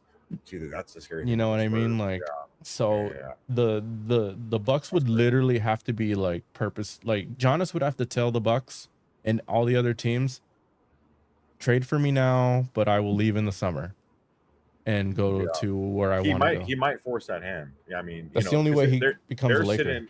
They're sitting at the 10th spot in this lottery, right? And we've seen last year, whatever, the crazy odds of them jumping. You know what I mean? Right. So I mean, you know, we've seen fucking shit like this before with the whole, you know, the Cavs getting like back-to-back picks that one year. Yeah. Remember they took like Anthony Bennett, who, you know, shit the bed, and then they took Kyrie the next year. I could see that. The NBA is kind of known right now for rigging the lottery. So I mean, like, think about it. Like, oh, look, check this out. Like, we'll package this deal. We'll give you this pick, whatever, right? And then here you go. We'll take Giannis from you, but here you go. You get a top 3 pick. Yeah. You're gonna get one of these dogs, you know. Whatever. So right, I can see that. You get Darren Peterson, whatever. Have that guy. You know. Right. So, yeah. So, if I had to just conspiracy theory the Miklo conspiracy theory, I'm saying the Jazz will get the number 1 pick because the number 1 player is a Utah guy, BYU. He's like one of those religious Mormon kids. How often do you get a Utah oriented number 1 player? Yeah, true. Jazz is positioning themselves to be. Yeah, that's just my conspiracy. I like marketing a lot, man. I do too. Yeah, I do too. Oh man, and then you have George. Yeah, I like that actually. Yeah, I can see that. Don't be surprised if that's the narrative. You know what I mean? Yeah. No, I didn't even think about that. But that's my tinfoil hat. Yeah. I'm with you on that. That essentially would be my rebuild to tank and then to go after the Lou Dort, but then try to capitalize on a center.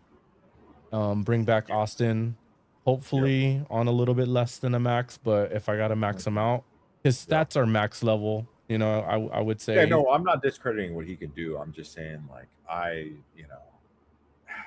it's hard to say he's a max. It is. It's hard to just. He's like right there, but there's not that factor of him just going right over it. You know, it's a risk. A 5-year. He's 27. He's about to turn 28. 5 years from now, or do we want to pay? Probably by then 60 something a year to a 31-year-old Austin Reeves. I don't know. But that's kind of. I'm sure we're gonna do it. I have a feeling we're gonna do that because we just can't let him walk. You know, I think so too. I think he's done enough to solidify him getting the max there. But, if I'm the GM, I'm like, I gotta think about this a minute. You do though. You really do. Me personally, I'm just like, at minimum, he's a 50 something. Yeah, like maybe bargaining chip. You know. Yeah, 100%. So, I don't know. That's and then hopefully land somewhere in the at least 15 to get one of these because some. In a draft this deep, you could still get a pretty good player, top 15 to fall. That's what I'm saying. Kansas kid, man. I think he's in a fall, right? Because of his antics is going on. He could.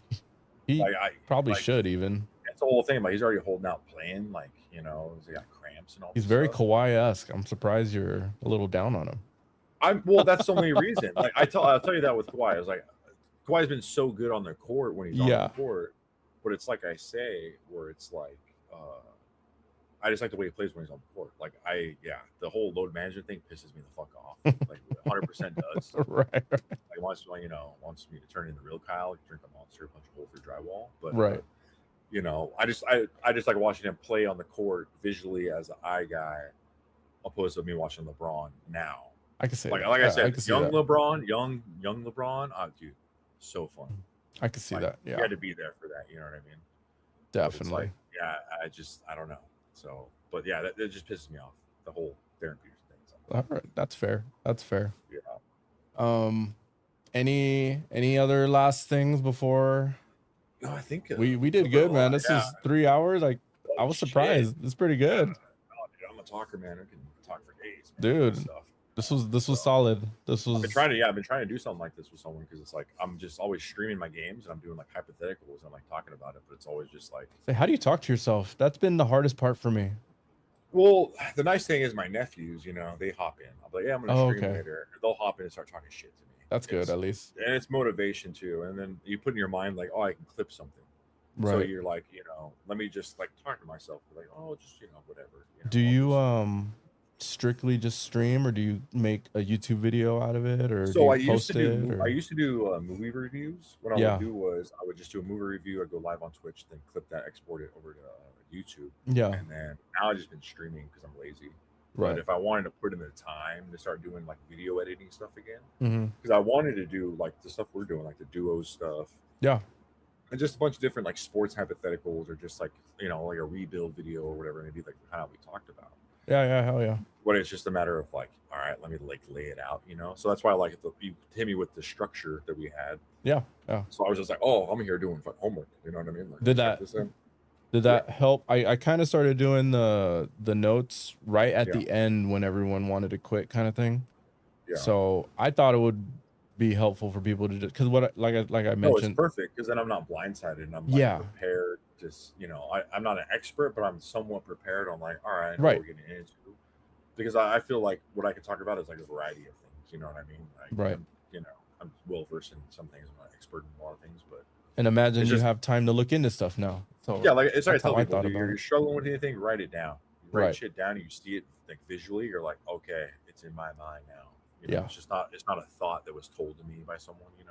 Right. So that's why I was like sending you stuff, and I was like, all right, I have this in my mind right now because I'm currently walking around work. Like, let me get that. I'm thinking about this stuff. It's like crazy what ifs, Hell yeah. And then I'm walking around my job and asking people, hey, what do you think are like, this and that, like all time, giving them Mount Rushmores, I do the same. It's like some of the old heads, man, at the casino, like, these old guys that I talked about sports, they're just like so quick with their responses, Yeah.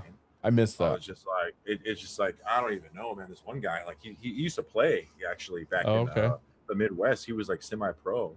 Wow. And like, I was like, hey, what's your like top 5 or your Mount Rushmore all time? And he like said his shit so quick. And I was just like, damn. He's like, think about it. He's like, yeah, I know. He's like, I know. I was like, ball, like instantly. Yeah. I was just like, shit. Respect. Yeah. And another guy that I talked to, he's a big Raiders fan. I asked him the same thing, and he was the same way, just no hesitation. I miss that. I miss that a lot. It's nice that and it's like it's nice talking to random people about like their opinions. So it's just like cool, That's why I just say it's only in my opinion. I'm not like stuck on it, but it's just I just kind of rage bait people too with the whole LeBron thing. So no, I mean that's perfect. I'm gonna clip that. But I'd say for sure, like what I miss the most. Don't get me wrong, like the job I have now definitely pays more than anything I ever did for the casino. But I miss being around people that are like open to conversation about a bunch of different stuff. Now I'm pretty much like isolated, like, hey, this is your room, go build out this room and I'll put you in the next room, and you're pretty much solo. So I'm pretty much podcasting it 8 hours a day. It's pretty dope. I mean, I love listening to podcasts. I could do that all day. I'm the same way. I'm the same way. Can queue them up. But at the same time, like, fuck, it is nice to have these what ifs, hypotheticals, like people. I live for that. I live for that shit. Yeah. So I think we definitely got to do it or keep it going. You know what I mean? Yeah, so I'm down. We'll schedule another one here soon, and I'm sure more shit will go down by then. NBA. I was gonna say we could like structure a little more too as well. So it's like it's a balance of just what we're gonna do, because it's like there's so much shit you and I have common. and Right. we can talk about that. It's like, like we just touched on NBA. Like there's other fucking sports out there that I'm like really into, So Yeah. it's like, Yeah. we'll probably get that itch closer to those seasons once they happen, like Yeah. baseball and shit like that. But I mean, I even want to be able to throw in, more people at the same time too. no, yeah, And yeah, I can 100%. I like the various and I outlooks of can host everyone's. more people. Yeah, Kinda, I mean, yeah, I mean, it's I'm just a totally still matter down. of figuring out people's schedules, and Yeah. you actually have a setup that's like friendly for this kind of stuff. A lot of the people I tested this on are just, they have their phone and they're just holding it while they're sitting on the couch, and it's kind of like, no, that's Oh cool. yeah, That's, like I said, when we get done with this, I'm probably gonna stream like till like 3 a.m. probably just 'cause dude, you're a beast. I've been stuck on that my team shit on that 2K. I don't know why it's so stupid, but I The don't my pay for team, it. I never got into that. It's so dumb. It's the dumbest shit. It's the But like playing card honest, thing, right? yeah, but People honestly, love like it. I'm having fun with these like crazy fucking lineups I'm having, and it throws in like WNBA now, so it's just funny dunking with a chick. On People my love fucking- it. Yeah, it's a gotcha thing, but I haven't spent any personal money on it. But it's like it's fun to do Good the job. challenges and That's the grind and stuff like millennial that. in you. Yeah, 100%. That's why I was like, the way I play, I was like, I'm not playing online. I'm doing the challenges, trying to build my team up. Then maybe I'll go online. But it's like, Right. yeah, it's a whole thing. And, it's a balancing act of just trying to talk as you're doing it, Right. and then you're saying some outlandish shit sometimes. So it's like, All right. I'll edit everything and try to post it probably by Yeah. Friday again. yeah, whenever And, you can just tag me in there, all that shit. Yeah, and I'll make sure to tag you Take your time. so you dude, can literally. Yeah. post whatever. Yeah, I can like reshare it or whatever. Yeah, and if I don't know if there's if you want a specific part, let me know and I can send it to you. Yeah, I If- like how if- you have the whole like background and everything like that. So I need to like set up myself a little bit better. But, Yeah, I like yeah. how If you want to know how I did, is that like is that Petco Park in the background that we have? Right it now? is, yeah. Oh, that's dope. And I did the Yeah. the See, I need Coronado to get my layout better when I stream because it's just like me, and then like when I have to like go take a piss break or something like that, Yeah. I just go on my notes on my computer and I type in BRB and I just put that big on my screen. Like I was like, I'm lazy, like I don't give a That's fuck, But it's just like the laziest shit. But I was like, that's fuck it. Like I don't even know if anyone's watching me play. That's how I feel about it, like Yeah.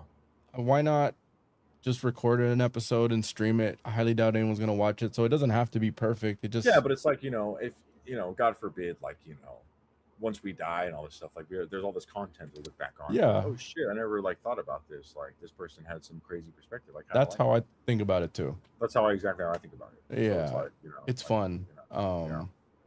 But yeah, It was awesome, man. I had a lot of fun with this. Yeah, let's Appreciate you having me on. Yeah. No, yeah, we're gonna do it again soon. Yeah, 100%. And I definitely, it's gonna be a reoccurring theme of the horror because, like I said, I don't have many horror people. We'll just mix it up on what kind and the I was games gonna say and we stuff. can always just like make us watch like a movie that like just pick a movie a week and we'll just watch a movie a week and be like talk about it or Yeah, we something, could talk about it. or whatever it may be. I'm down with that.